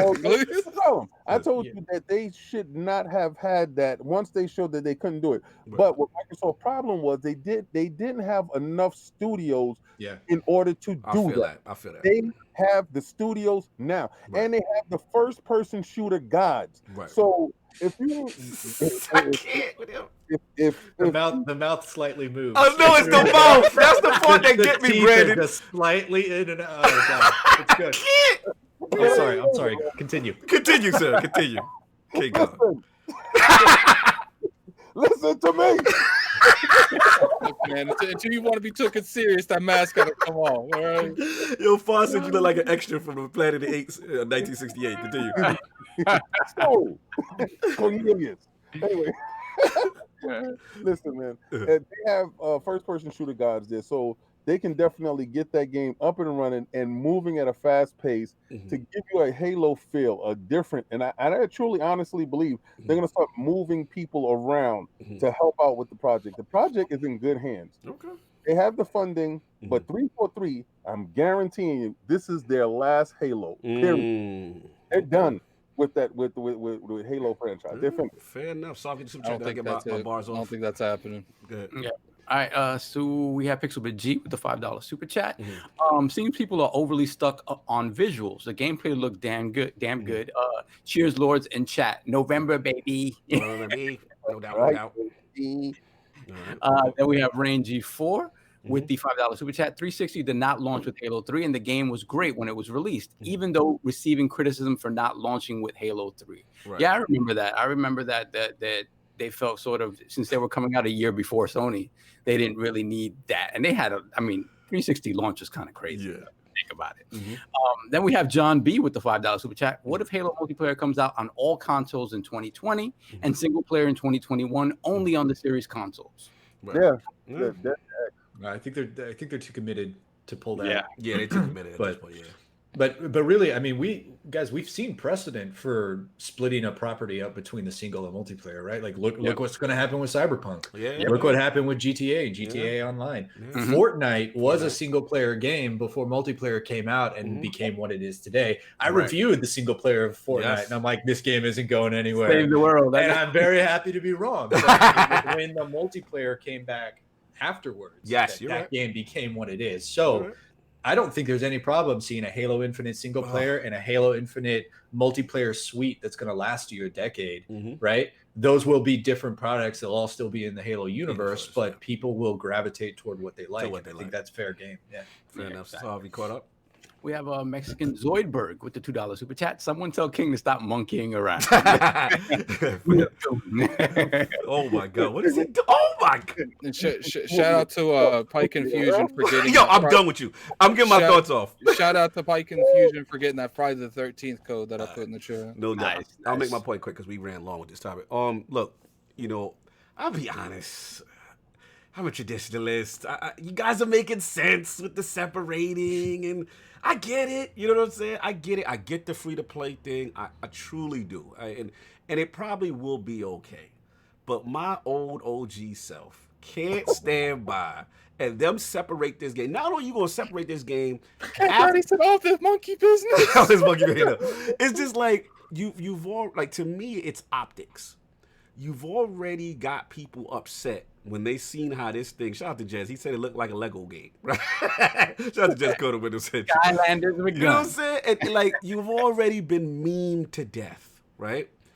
we cool with the delay. I think the fans say, you know what? It took gumption. I agree with King. Especially after the Bethesda part. Right, because like I believe that, let's be real, we all know Halo Infinite was synonymous with the Series X launch. That thing, if you guys have the Series X at IGN, like at the back of the box is Halo Infinite. Like that thing was planned to ship with it. Oh, Brandon with the exclusive. This little Halo box Oh, right I'm hating. That's fire. That's fire. Oh, I'm so jelly right now. I'm so jelly. That man got that fire. here. It is heavy. It's heavy. The thing is like made of concrete. Oh, do me a favor. Grab it and then put your hand on top. Is it hot? Does your hand burn? Because that's the rumor. The rumor is cool. No, that's blown out of proportion. Is it hot? It's as hot as any other console. It is not bad at all. I don't know, Brandon. I assume that background's fake and your whole house caught on fire. I'm going to give you the exclusive right now. I'm in real 3D meat space. Salute the Lord Brandon with that exclusive, man. Look, I'll make it quick. Look, selfishly, man, I just feel you owe it to the base and the optics to ship a complete package. We wait. I think the base would wait. I think they're more comfortable with waiting and get it right. Now, the only thing I will say with Lord Brandon, I completely agree. At this point, with this amount of investment, like, it's coming hella high water. Like, this thing's coming out. Like, whether it's, bad or not. But I think that, I do have a little confidence in Staten.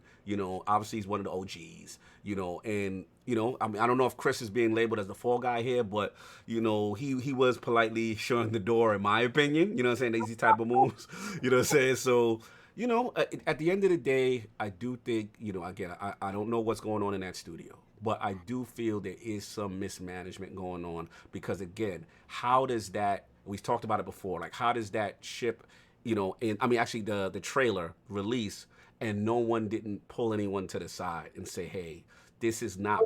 Saw Craig. I'm going to tell you right now, nobody saw Craig. Right. And everybody looked at it and they was blowing smoke up everybody's butt talking about how hot it was. Right. Until it hit the streets because they was looking in the mirror by themselves.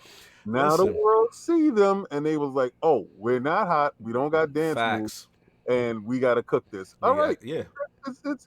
It happened. No, I agree. All I'm saying is, to me, the egregious thing is, again, if you're promoting power, you're promoting the Series X as the most, and then your flagship is looking like that, there is some disconnect. There is something. I mean, someone's not there overseeing and saying, no, fam, that's not it. You know what I'm saying? That's what I said in the video that I made a couple days ago. Shout out to my video. I was like, look, like Microsoft's promoting this power, and they only got 30 and optimized games. And that's the thing, because now all the eggs were in that basket for launch. You know what I'm saying? Now it's such a gaping hole. You know what I'm saying? I'm not trying to reiterate the whole thing. All I'm just trying to say is this. Let me ask this question. Yes. If Halo comes out, they show Halo, right? Right. And it's a resounding hit. Right. Right? It blows. That's a big if. It's a big if, but we'll take it. I'm talking about back then. Right. Right? The first time they showed it. Let's say it's a resounding hit. No Craig happens. It's mind-blowing. Right. Do we get the ZeniMax deal? Yeah. I think the ZeniMax is coming regardless. I don't think the ZeniMax still had anything to do with it. Yeah, I think ZeniMax just wanted to be bought at that point. I think that was happening. That's all. That's too big of a deal for that. Yeah, they was cooking that. The lawyers and all them, they was working. Yeah. All I'm saying is, the last point I'll say is just that, for me, the big red flag, which I'm glad it got delayed, is what, Kay? You're ridiculous. The last thing is just that when I saw that there was no ray tracing, all these next generation features that were supposed to be there weren't there at launch. That was a red flag to me. But again, Staten's there. I'd rather them take their time, let it cook. I don't even care. 2021, we got time. Just let it cook. Yeah. Let it be a good game. That's all I got. So we caught up and we got to move on, man. We are caught up on Super Chats. All right, cool. Saab, this is you. Let's get these moving. PlayStation Plus, man. Yeah, man. So they recently announced it earlier this week. They announced that PlayStation Destruction All-Stars, one of the launch games for the PS5, was not going to make launch, and that it was being pushed to February, but it was releasing for its first 2 months out in the market. It was going to be part of PS Plus. Right. King's laughing. Later in the week, yeah, I hear muffled I hear something. muffled laughing. It might be that he's suffocating. I don't know. And then we have Bugsnax is part of November's PS Plus offer. So what I want to know from you guys is way back when we talked about how does PlayStation sort of compete with Game Pass, and we talked about the possibility of a more robust offering out of PS Now, right. Even PS Plus being sort of folded into PS Now, which doesn't seem like that's going to be the case at least anytime soon. Right. It seems like they're sort of spotlighting PS Plus. But do you think, besides the fact that these games probably did not sort of bode well in terms of pre-orders for both of these games, right? When you think about the rest of the launch lineup, these games probably did not do well in terms of pre-orders. Right. But the fact that they're willing to give you these games that were previously, I think, $40 and $70 at retail, just give them to you now in PS Plus. Right. Is this sort of their way of trying to increase that offering and sort of give you, like I said, I've said this before, like a Game Pass light, like experience. Light experience, exactly, where they're not going to give you their AAA bangers, day and date on there, but they're willing to give you these type of games, right? When you look at Destruction All-Stars, obviously multiplayer, if you look at the success that Rocket League had, obviously that's one way you could take it. But what do you guys think about them putting these games into PS Plus? Right. Let's get to it. Lord Brandin, I don't know if you're familiar with their ecosystem as much, but these titles were supposed to be $70 release titles, I believe, for PlayStation. I don't think Bugsnax was. Well, shout out to Bugsnax. I don't know Bugsnax. Shout out. But what do you feel? Obviously we know what Game Pass brings as far as value, right? What do you feel about when you hear these type of games move into the PlayStation Plus service? Like, you think that they're gearing up as far as from like a Game Pass like service? Like, what's your thought process on that? Yeah, it's a question that they're going to have to answer at some point, right? Like, you're only as good as competitive as you are with your competition. So, Sony doesn't have an answer to Game Pass right now. Right. They have tried iterations in the past, PlayStation Plus, PlayStation Now. There have been answers, but nothing like, and to be fair, this isn't a detriment to Sony. Nobody has figured out the Netflix for games that they've been talking about for 10 years. Microsoft was really the first one that hit on it with Game Pass. So, I don't envision PlayStation, Plus becoming Sony's answer to Game Pass. I think what this is an attempt to sort of quickly inflate value of the surface of the service for its audience as well, because Sony's launch lineup looks way better than Microsoft does right now. But Microsoft has Game Pass, so as soon as you blow through Miles Morales, what are you doing? Right. Yeah. Whereas with Microsoft, they're not huge, big next gen games, but those will come. Yeah. So I am more into a Series X because I know what I'm getting with it and I know the value that is associated with it. Right. With Sony, I think they're adding Bugsnax and Destruction in order to create value for their users when they open their box on, in next week. Is it next week already? Yeah. Yeah. Getting close. I'll get close to that box. You got in your house already. Salute. You know what I'm saying? Lord Alec, are you back? Looked like he stepped away for a second. But sorry, you want to get the super chat, then I'll No, I'm here. Oh, there you go. Get Alec. Are we talking about the PlayStation thing? Yeah, man. Bugsnax, Destruction All-Stars in PlayStation Plus. Are they gearing up, man? Look, man, let's be real here. Those games weren't selling like that. So it was just at this point, it's like, let's make our service look hot. You're good, Brandon. The PlayStation Now collection thing. They're looking. They're not trying to compete with Game Pass. They're just trying to give value over Game Pass in some form that they possibly can. So you pick up a PlayStation 5, you'll probably get a month of PlayStation Now. I don't know how PlayStation does their stuff. If you have PlayStation Now, you'll be able to just proactively have access to all these games, just buying the console. Yep. All good. Lord Soft, super chat in yourself, sir. We have Shane Tomlin with the £2 super chat. Has Lord King had his nose or teeth done? Both got done this morning. You funny. All good. What else? That's it. Oh, yeah, that's super chat. All right, man. So, King, man, what's up? Is this a soft topic? Well, I told you. I told you this was gonna happen, and this is just a test bed. Jim Danville Ryan is out here. He's making his moves, and y'all see, and what I noticed is the narrative. They start shifting the goalposts. Oh, well, look, those are not AAA bangers, man. Like, I don't care what you're saying. That's day and date. It's inside your service. Day and date inside your service. So this is the beginning. This is the test bed. Okay, so when Destruction All-Stars comes out, it's inside their service. When Bugsnax hit, it's inside their service. So you can run from it, you can cry, you can swoon, but it's inevitable. And it's gonna happen, and he understands that he needs to make money. He wants to be the best CEO that they have had. So what's he doing? He's following Phil, Dominus, Maximus, and William Spencer, and he showed you the way. So why not? Why not take those lesser titles that weren't going to sell? And I'm pretty sure they saw the metrics, because now they have the metrics. They saw the metrics. They said, okay, who's not pre-selling right? Oh, these dudes. Okay, yo, you might be onto something. We gotta have these numbers get inflated. So we talk about engagement when it comes to these games. Bugsnax, nobody was buying Bugsnax.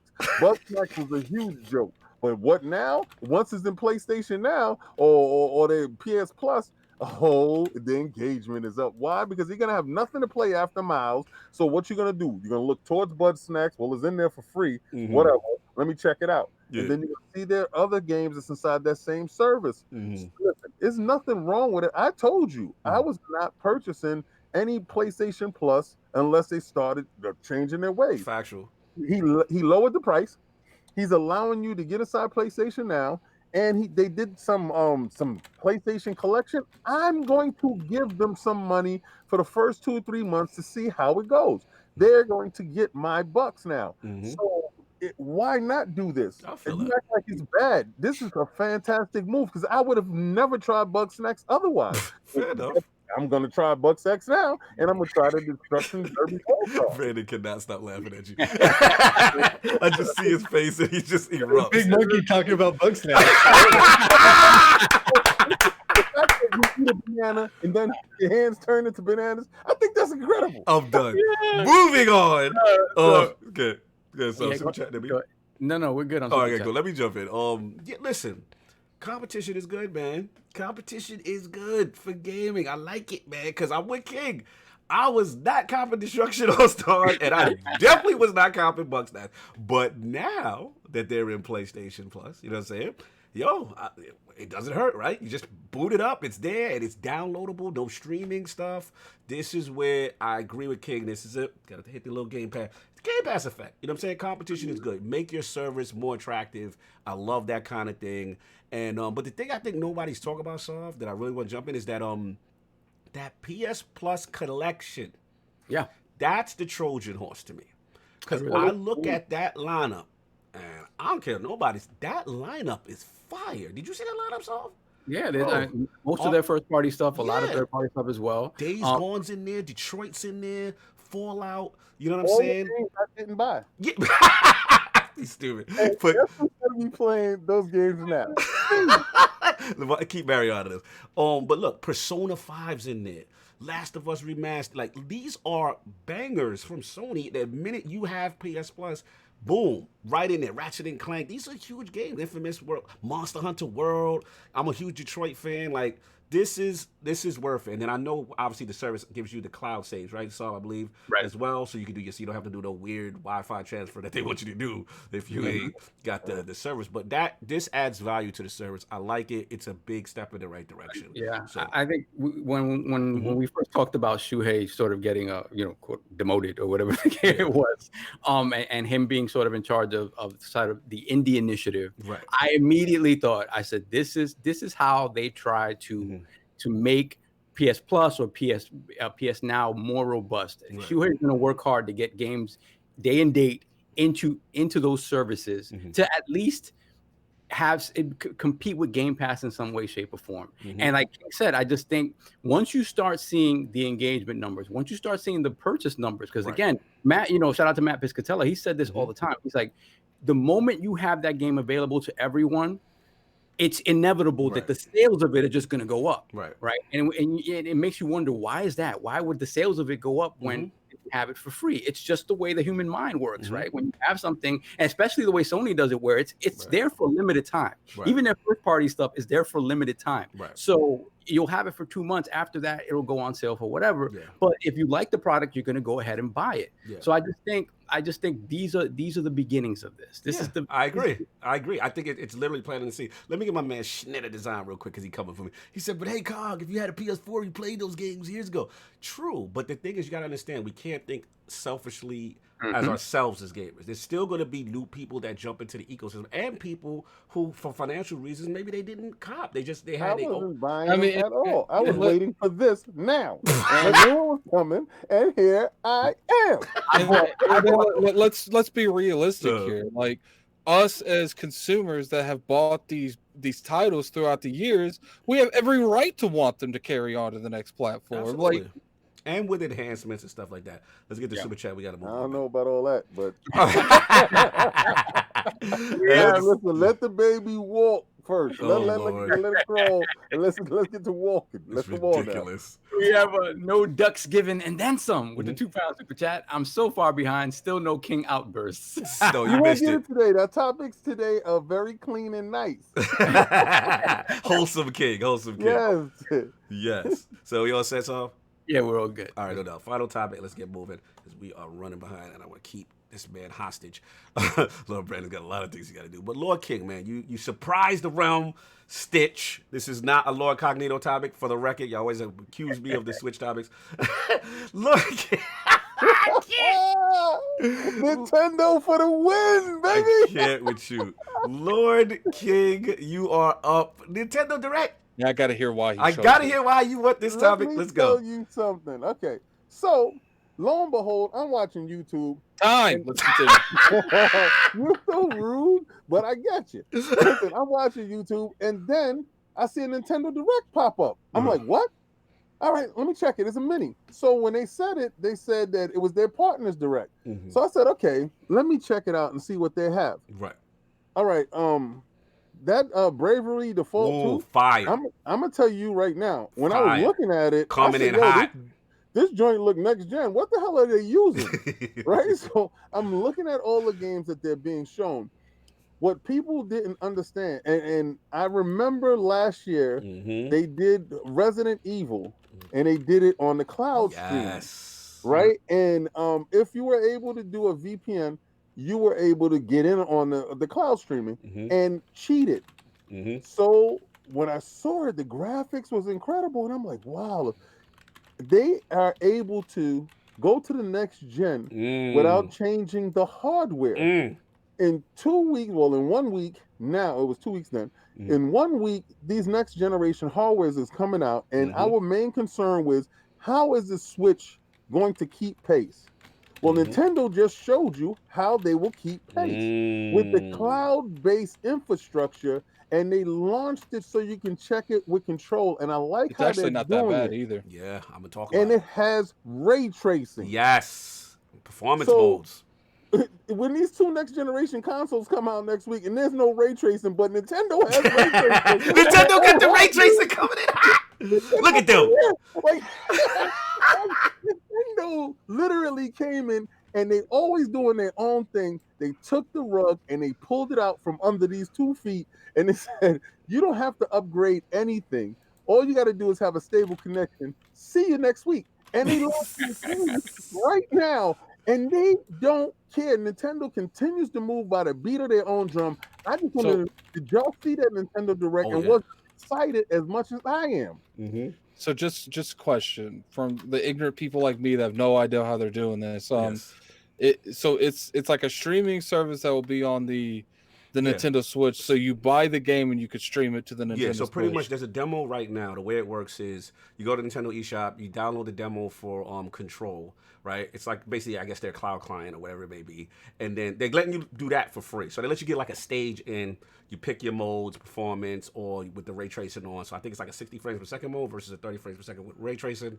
You play it. They let you get about a stage. And as soon as the stage ends, it's like, all right, yep, that was a nice demo. $39.99 if you want the game, but it's the deluxe edition. I believe the definitive version, of the game. I can't. To me, when it comes to stuff like that, it's say, look, like that's cool and all, but there ain't no way I'm gonna pay full price. What's not full price, but I assume if third-party titles are gonna cut, well, yeah, I mean, you get what I'm saying. Like from what why I didn't pay for Control, but like I'm not paying that kind of money for a full price game to stream something. Like fair enough. That's just it's just not, especially on the Switch. Like, listen, if that game is available somewhere else, it's being played there. Listen, I'll get to me when it's my turn, but I want to get Lord Brandon in, man.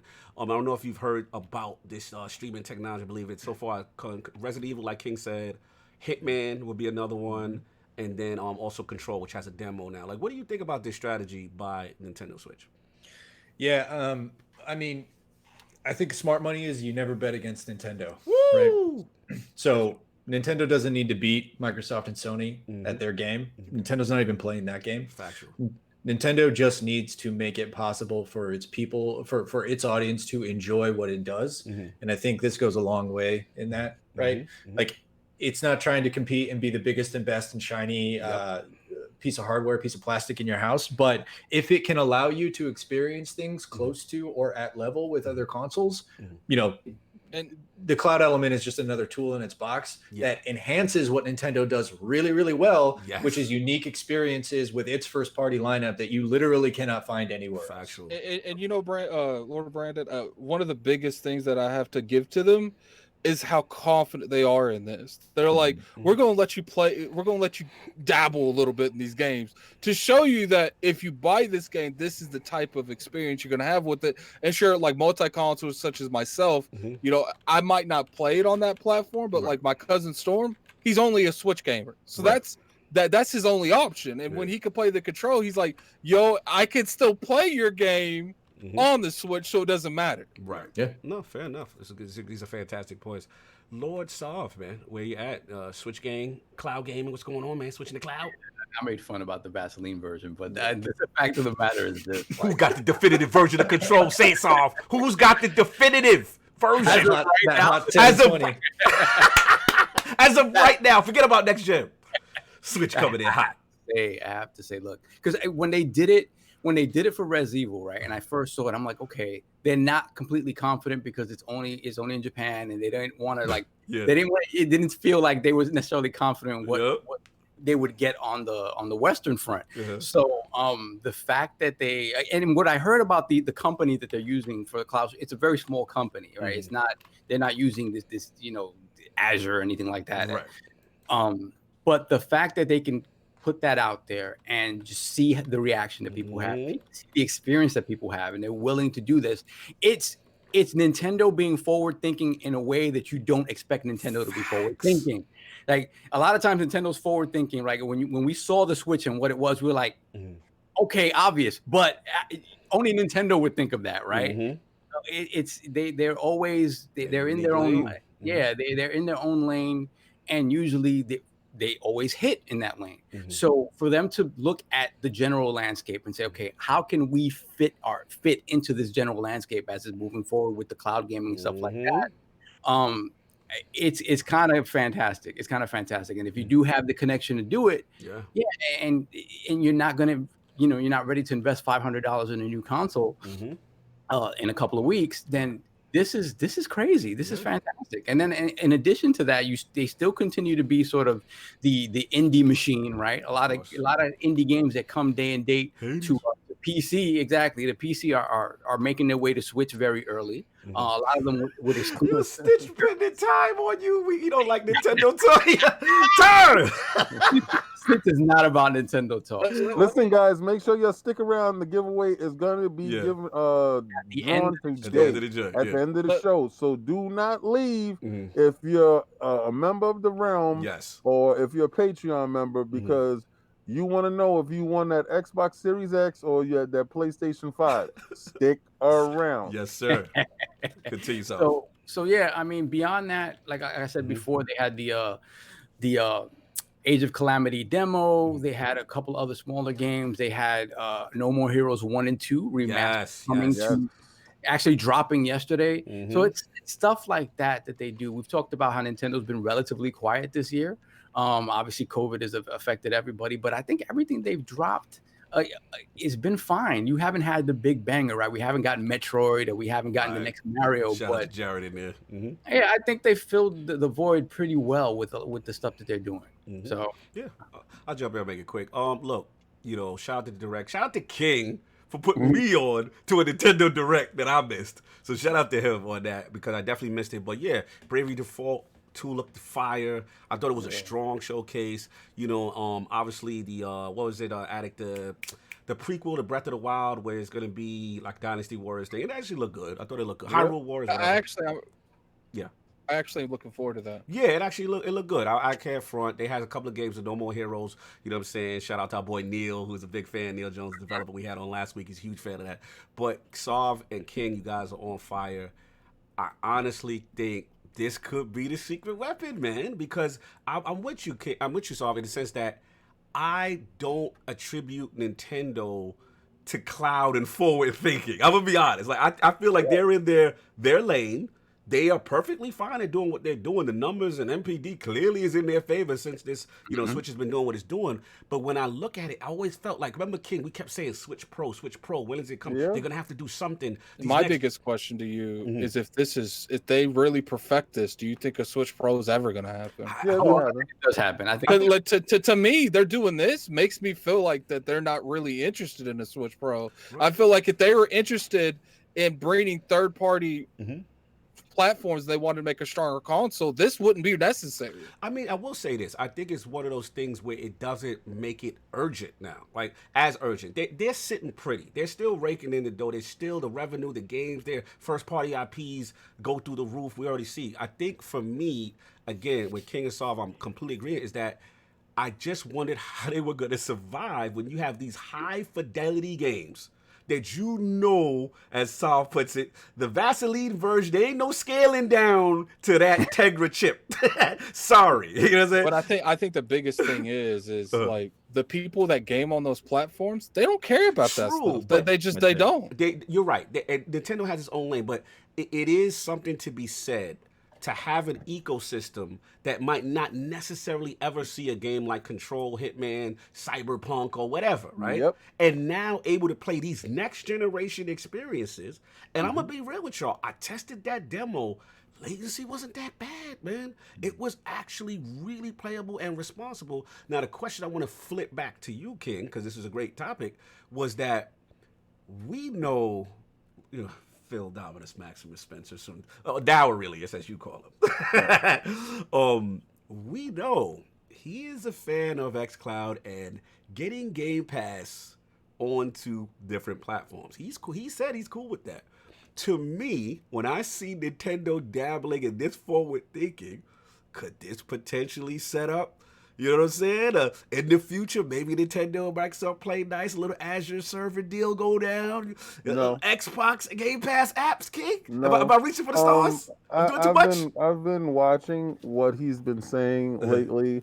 I've been watching all his interviews, and he wants to win this generation. Mm-hmm. All that conversation is after he conquers them. So after he conquers them, then Brandon agrees. That can happen, but right now the main concern is a successful launch, maintaining a steady flow of consoles, because I feel that whoever has the availability, that's going to determine the first to 10. Why are you putting time in the chat? The first to 10 is going to be the actual winners. Now, 10 million. Technically, Game Pass is already at 10 already, okay. Right? Oh God! Okay, here we go.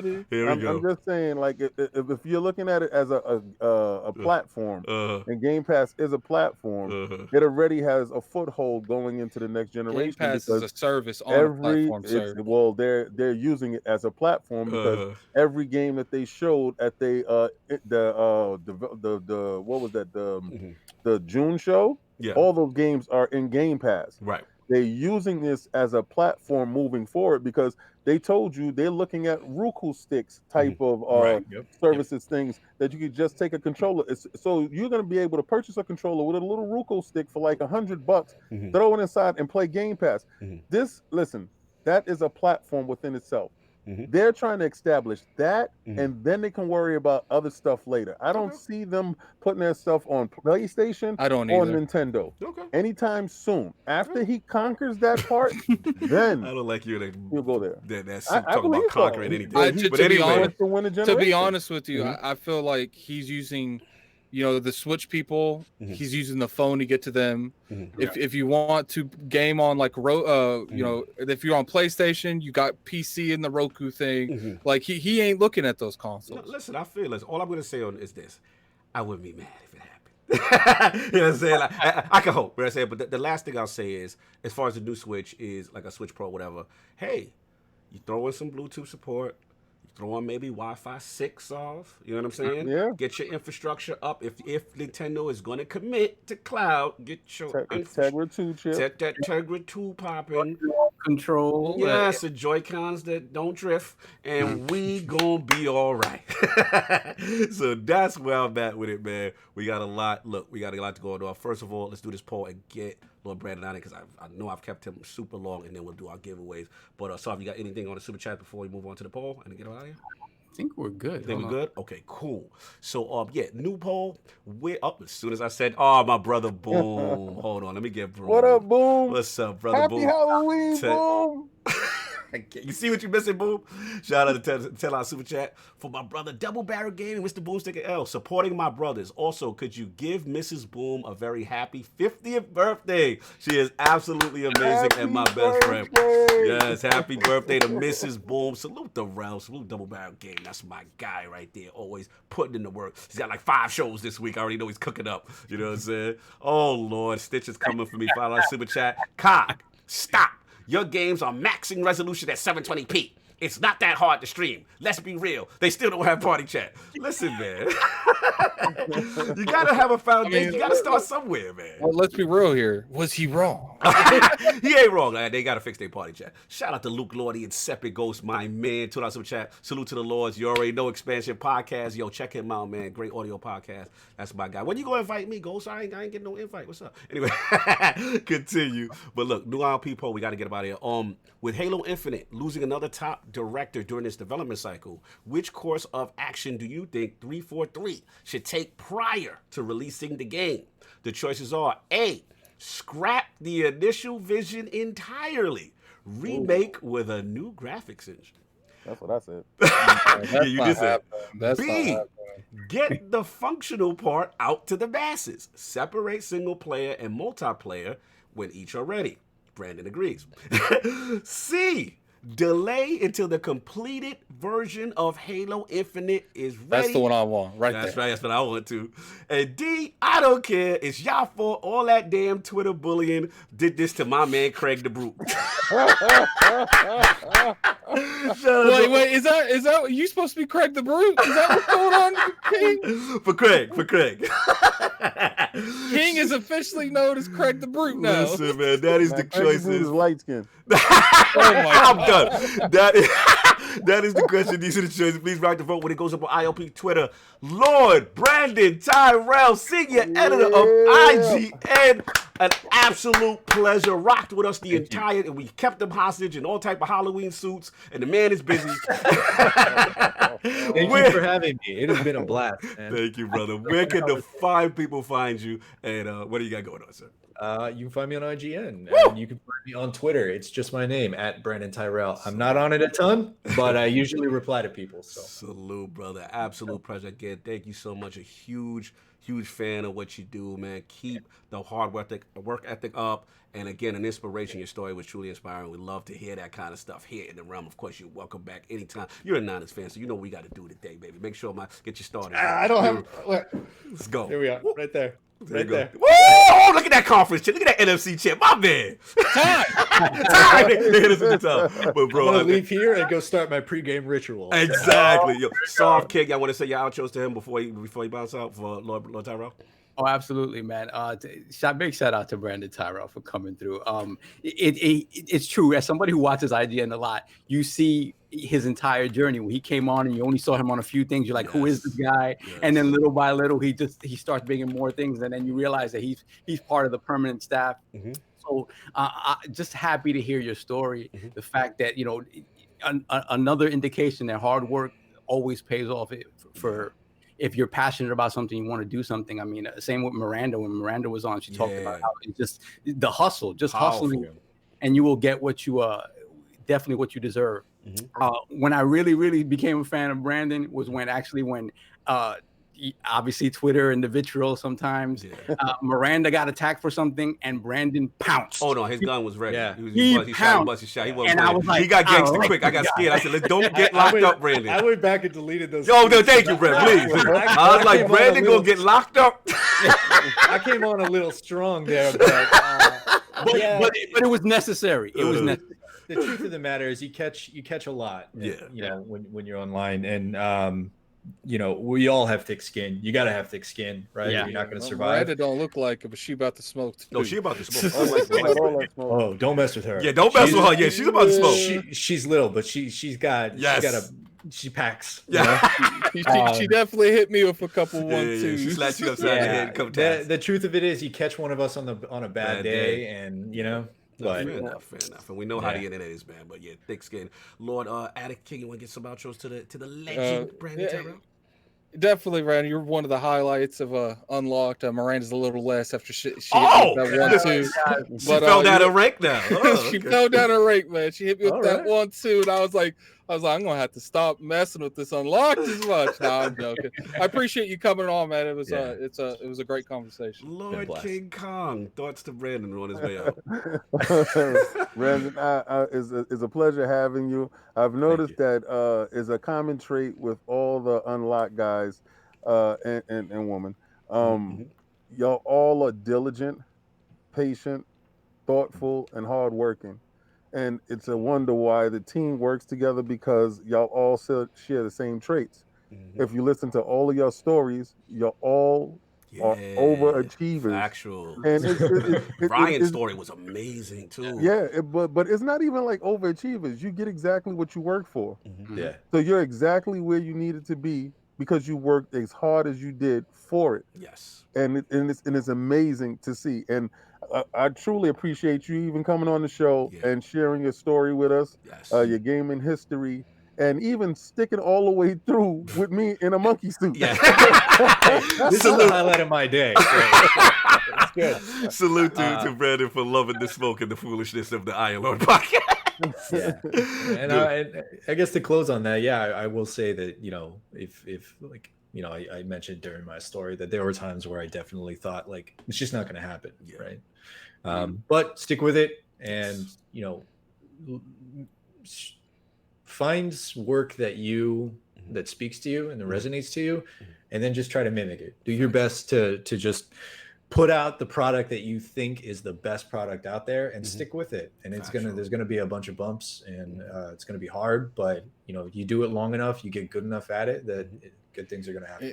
And you know what's funny, Lord Brandin, is ILP have the same bumps. You know, there's times where we felt like maybe we ain't, you know, maybe this ain't gonna go anywhere. And then you know, every year we keep. Oh my God! No, King was a believer from the beginning. I've never thought that. King was a believer every year, you know, we keep growing and growing and growing. So you know. Yeah, no, absolutely. And this is the first year of me in a monkey suit.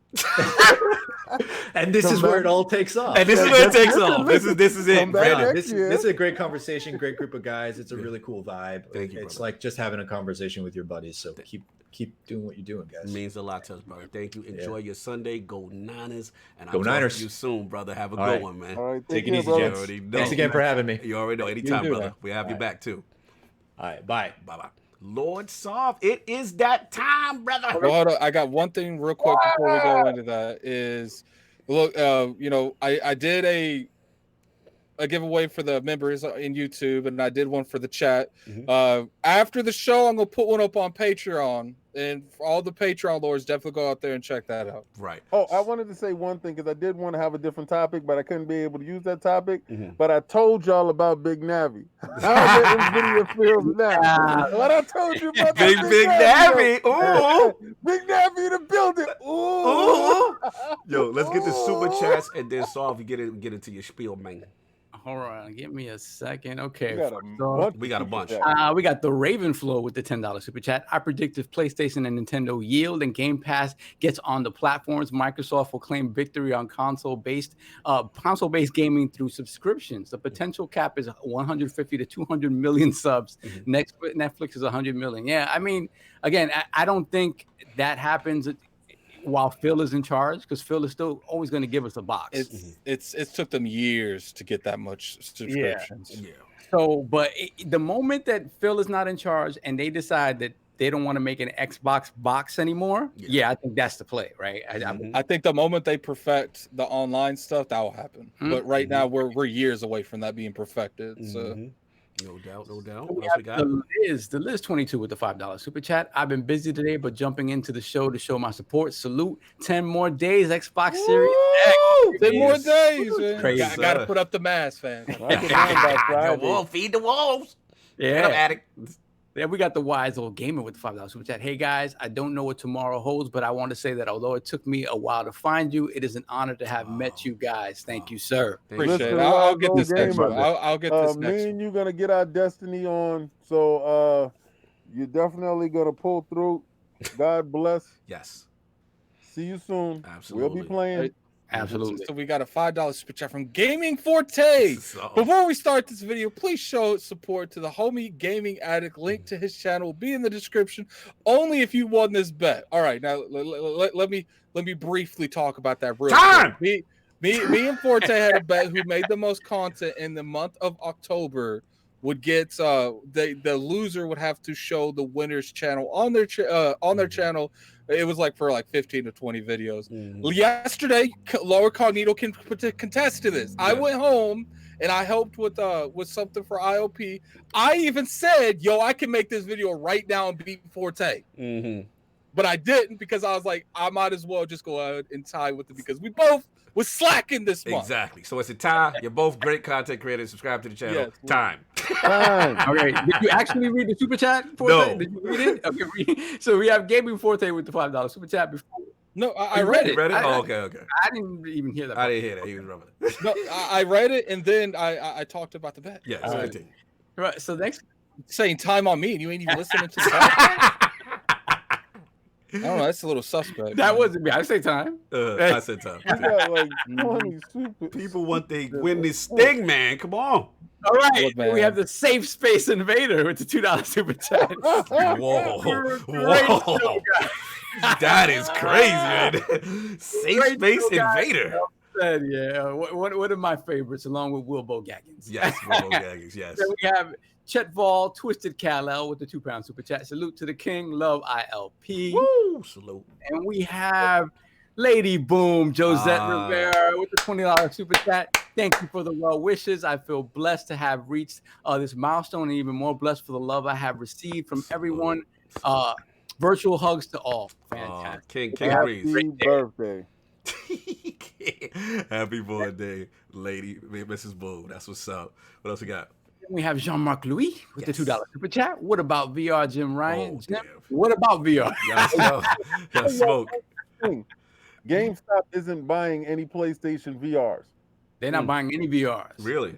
None. So let me let you know something right now. That's a very bad indicator. Mind you, they're still selling, because I was looking into trading in my Oculus Quest to get the Quest 2. Well, obviously, they're trying to get rid of that stock. Yeah. So they're not taking trade-ins, though, but they are selling the Quest 2, though. Yeah, they're selling the Quest 2, but they're not taking no PlayStation VRs. Didn't they just make a statement saying Cat Daddy said, time, giveaway, time. Just because I gave you guys that email, don't mean that you Cat Daddy got that finger on the button. Yeah. All right. Last super chat. We have Regulator 951 with the $2 super chat. Lord Nappy's theory coming into fruition. No doubt. So, Sog, is it that time? It is that time, ladies and gentlemen. Woo!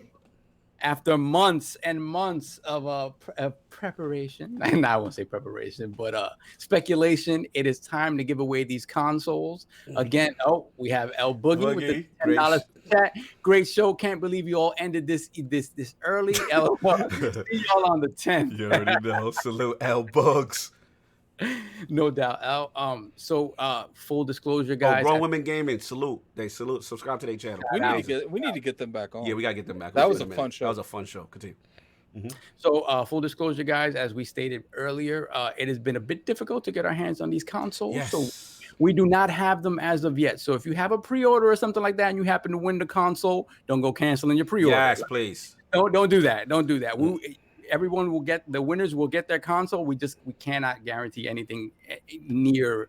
You're going to get your console. You'll get your console. All right. So if you have a pre-order, continue with your pre-order. Yeah, exactly. And then when it comes, give it back. Let's get it, so. All right, no doubt. So I'm going to share my screen now, and I'm going to do that in a moment. Give me a second. Focus is on soft. Slow-mo says, how's the winner being chosen? Make sure you click his screen when he shares it. I got it. You thought I was going to take my monkey hands and stick it inside the bag? Not today. All right. Are we on it? Yeah, you're on your screen. We're on your screen. Okay. So you have, it says random name picker. No, we're not seeing the share. I don't see anything yet. We didn't see the share for. Maybe you share the application or the window or. It's the window. Well, it's sharing my entire window, so this is the window that I'm sharing. Do you have two screens? You have two? No, it's just one screen. This is what we get for not testing. This is what we get for not testing. Great. Awesome. It works for me. All right, hold on. Yeah, it worked for him. You got to use that icon at time because usually it says application or window. And your entire screen, application, window, or the entire screen. Okay, here we go. Let's see. All righty. Okay. There we go. There we go. Now we cooking with. Now you just click his screen to make. Yeah, I clicked the screen. He good. All right. So first off, I want to thank all of you guys who have supported us both on Patreon and YouTube. If you look at the names down here, these are 190 names. So we have, and I know some of them are doubled up. So at the very least, we probably have at least 170 like unique followers. So thank you guys for supporting us. This is all because of you. Cat Daddy said we about to see some. We gonna see some big booty. Don't worry about his URL. Stop that. What he chooses to visit on his time is his business. The good thing about our border and our overlays, you can't see his URL. Everybody's looking at the top trying to. I know everybody's so nosy at somebody's screen. This is all work stuff. All work stuff. No. Your man said big booty free. I'm done. Continue. Now keep in mind. I don't know anyone in the chat that doesn't know this, but if you were subscribed to both the member and the Patreon, you get two votes. So that's why you will see some of these have two. Yes. Go through that list real quick so people can see who's on. Their names are there, and if you're twice, I didn't put your name next to your names next to each other, so they're both in there. Just don't worry about that. All right. Exactly. You got that double chance because you were in both the Patreon. And I like you extra for that. That's not necessary. I hope it's somebody that bothers me on Twitter. Because sometimes the algorithm is funny and it may pick. Slow-mo said we ain't start this until I see my name. Slow is stupid. Slow. That's it. I saw Show Slow-mo his name before he freak out and think we rigging this. There's Slow-mo. There you go. I'm a member too. I can win. Y'all gonna stop with this? I don't see my name. Y'all in there. Stop it. Let's not do that. Let's not do that. Okay, right, so Skirley said he didn't see his name. Skirley in there.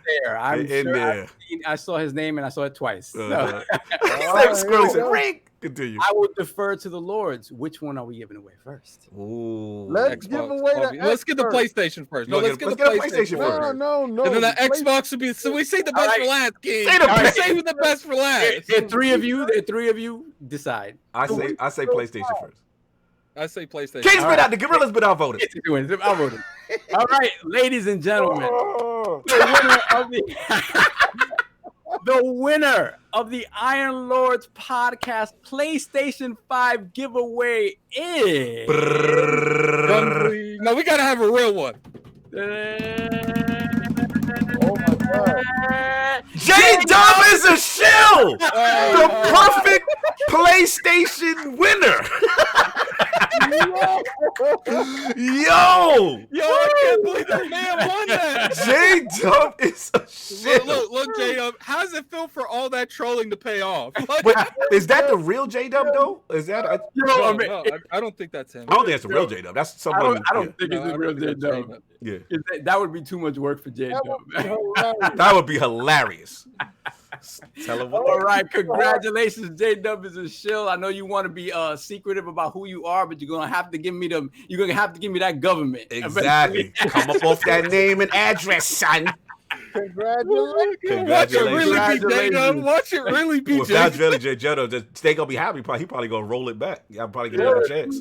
Hey man, congratulations! You got a space heater. A space heater. You got a space heater. All right, He ladies. got the and biggest gents. he got the biggest modem known to man. So as we know, his name goes right back in. Yep. So there's no names removed from this. Mhm. So let's get rid of this. Let's give away this Xbox Series X. J-Dub's a she'll win again. We're gonna have problems. No problem. All right, I'm about to hit the button. You guys ready? Power your dreams. This is for the big one. Baby. Big money. No whammies. No whammies. And the winner of the Xbox Series X is Let's get it. Spitty Smith. Big Mad Mo. Oh, Big Mad Mo. Big Mad Mo. Where you at? Where you at? Get that information up, Big Mad Mo. Big Mad Mo. Salute. So I think I don't remember where Big Mad Mo is from. If it's on YouTube, it's tough because we don't have any other information. So if Big Mad Mo happens to not be in the chat today, if you guys know him, Yes. make sure Holla. you let him know that he's won this console and we need his information. Yes. Now, well, we have some information. You'll just have to confirm our two-step authentication process for you frauds. Try to act like you might not be. I'm Big Mad Mo. I'm Mad Mo. You Mad Mo. Oh. and remember, if you're in the Patreon, remember I'm putting that up after the show, so you can still win something if you go over there. Yes. Cat Daddy said, "Is there a time limit on the claim?" They look at him thirst. If you don't get back in 24 I hours, really think that you is a got to re-roll conversation it. we need to have. Once again, big shout out to Cat Daddy Lurk. Yeah. The Xbox Series X is a donation care of Cat Daddy Lurk. Cat Daddy is one of our most avid and loyal supporters. He said that he wanted to do this for the community, so big shout out to Cat Daddy. He better be in that Destiny raid. Yes, day one, sir. No doubt. So congratulations to the winners. Like I said before, it is because of you guys that we can even do this, that we can even start doing this. Do we like, that is a real question. If we give them like a month to respond, like I mean, we don't want, sometimes people, for whatever reason, they're just not online or whatever. We'll do our very best. Hold on. We got to get Jonathan B. I have a confession. I'm J-Dub as a shill and Big. Yo, Jonathan look, B. man, Yo. if you made 3 accounts to be a member on all, I don't know what to tell you. More power to you. No doubt, guys. But yeah, like we figured, you got a week to respond, bro. Like, come on. What y'all think? That's fair, Lords? Yeah, we give it the next Sunday. Let's say 2. Say 2. Let's see. You got all this week and next week. If you ain't there by then, we're going to have to redo it. Because you knew it was going down. You knew it was going down. All right, then give it a week. You got a week. If you ain't by next Sunday, we're going to have to re-roll and give it away again. Yeah, we're going to Sunday, because J-Dub is a show I know he watches. Yeah. You watch it right now. He's shaking in the room like, No doubt, man. He said, look, said, do runner-ups just in case. Yo, Slow-mo. He said, I also have a confession. I am Jonathan B. Yo, y'all messy with these giveaways. First off, I want to thank everyone in that chat, especially, Cat Daddy for sponsoring the giveaway. We do these giveaways and we do, the giveaways on Patreon and members because you guys have been such a good community to us. You made me wear some overalls. You made me wear that nonsense. You're about to see the members, or you're about to see King almost die with the chip challenge. So you're about to see that. So why you put that in? Yeah, how long we got on that? Hopefully, When I'm pulling up for that? definitely That's gonna be this week. Okay, we gotta figure I'm this gonna out. do that one chip challenge this week. Okay. Boom, bang. Okay. Just so y'all dudes know that I have the chip in my possession. Mm-hmm. The chip is here. The chip is here. The chip And just to yeah. clarify, Mm-hmm. I don't know if this is still going down. Cognito's supposed to be in the room with you, right? Oh, that wasn't confirmed, but No, I could pull up though. You know, it's up to you. I wanna make Yeah, sure you know, my I think brother it'd be lives. better if you did it. You both did it in the same room. That what would you mean you both did it? No, I'm Easy. I'm not saying both of you. I'm saying you do it and he's in the room. I think that would be the funniest thing, man. Yo. Like, put in the chat, do you guys think Cognito should be there? Obviously, it's up to them. But I would like to see that, man. Yo, every time we talk about this challenge, I start sweating, man. I start sweating already. Listen, I've seen people eat it. I've seen whatever. It is what it is. I've seen a few people eat it that had no issues with it. I think you're fine. man. I think you're Okay, fine. if you want me there, I'm covered. I'm not soft. Ooh. It's gonna go down. Will me.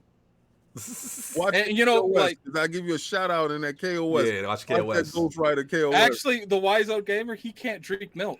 So that's out of the question. Mm. And plus, you know, especially if they're able to do it, it shows that we actually know each other in these streets. That's Like, factual. Well, That's I'm factual. not. I don't drink milk, so Yeah. like you said, that's what I said. You don't yeah, drink I got milk. You something can't. for that, man. I'm ready. trusting, man. He got that ice Ready, cream on training. standby. He's got that ice cream on standby. Yeah. No, Already got some stitches. ice cream is milk, goofy. Oh yeah, that's right. Oh no, Cognito said you had ice cream. So No, I just got some. assumed I got that something else. All right, so he cooking. Look, let's get the super chat. He's gonna cut his I tongue got out. spit. Let's go ahead. I got spit. we got perfect Shogun with the $2 super chat. So y'all didn't get my bribe. I'm salty. No, sir. The only thing that works through bribery is our monthly giveaways. Not these. These are on the up and up. Everything else is bribery, though. No. Then we got the wise old gamer. Someone's gonna clip that, put that on Twitter. The wise old gamer with the $2 super chat. My confession: I'm Cat Daddy Lurks. Then we have Stitch with the $5 super chat. I like that new tier the king has swimming on ice water. Too dope. What the new tier? The new tier. Swimming on ice water. Yo, I'm What done. about the tiers of you? So they're really trying to kill you, King. Yeah. He tried. So you all caught up? Yeah, we're good. Yeah, man. Salute to everybody, man. Fun show. Lot more stuff cooking in the round. Everybody did their outros already, right? We good, right? Yeah, we're good. You know what I'm saying? But yo, November gonna be litty. Got some fun stuff cooking up, possibly. I'm selling mad consoles. King's gonna make money, you know what I'm saying? But yeah. Right now, man, the PlayStation is flying $6,000 a piece. But look out for November, man. We definitely, obviously, it's this month. We know the consoles are coming. We should potentially have some special guests cooking up in the realm, and December as well, man. That's what I got. Look, man, love y'all. Fun in the realm, man. Salute to Brandon. Salute to everybody. Enjoy your Sunday. Anybody got anything else before we get up out of here? I gotta go to bed. Yeah, he got to go to bed. Like I said, I'm gonna put that Patreon up. It's going up right now, so go straight there. All right, y'all. We see y'all until next Sunday. Peace.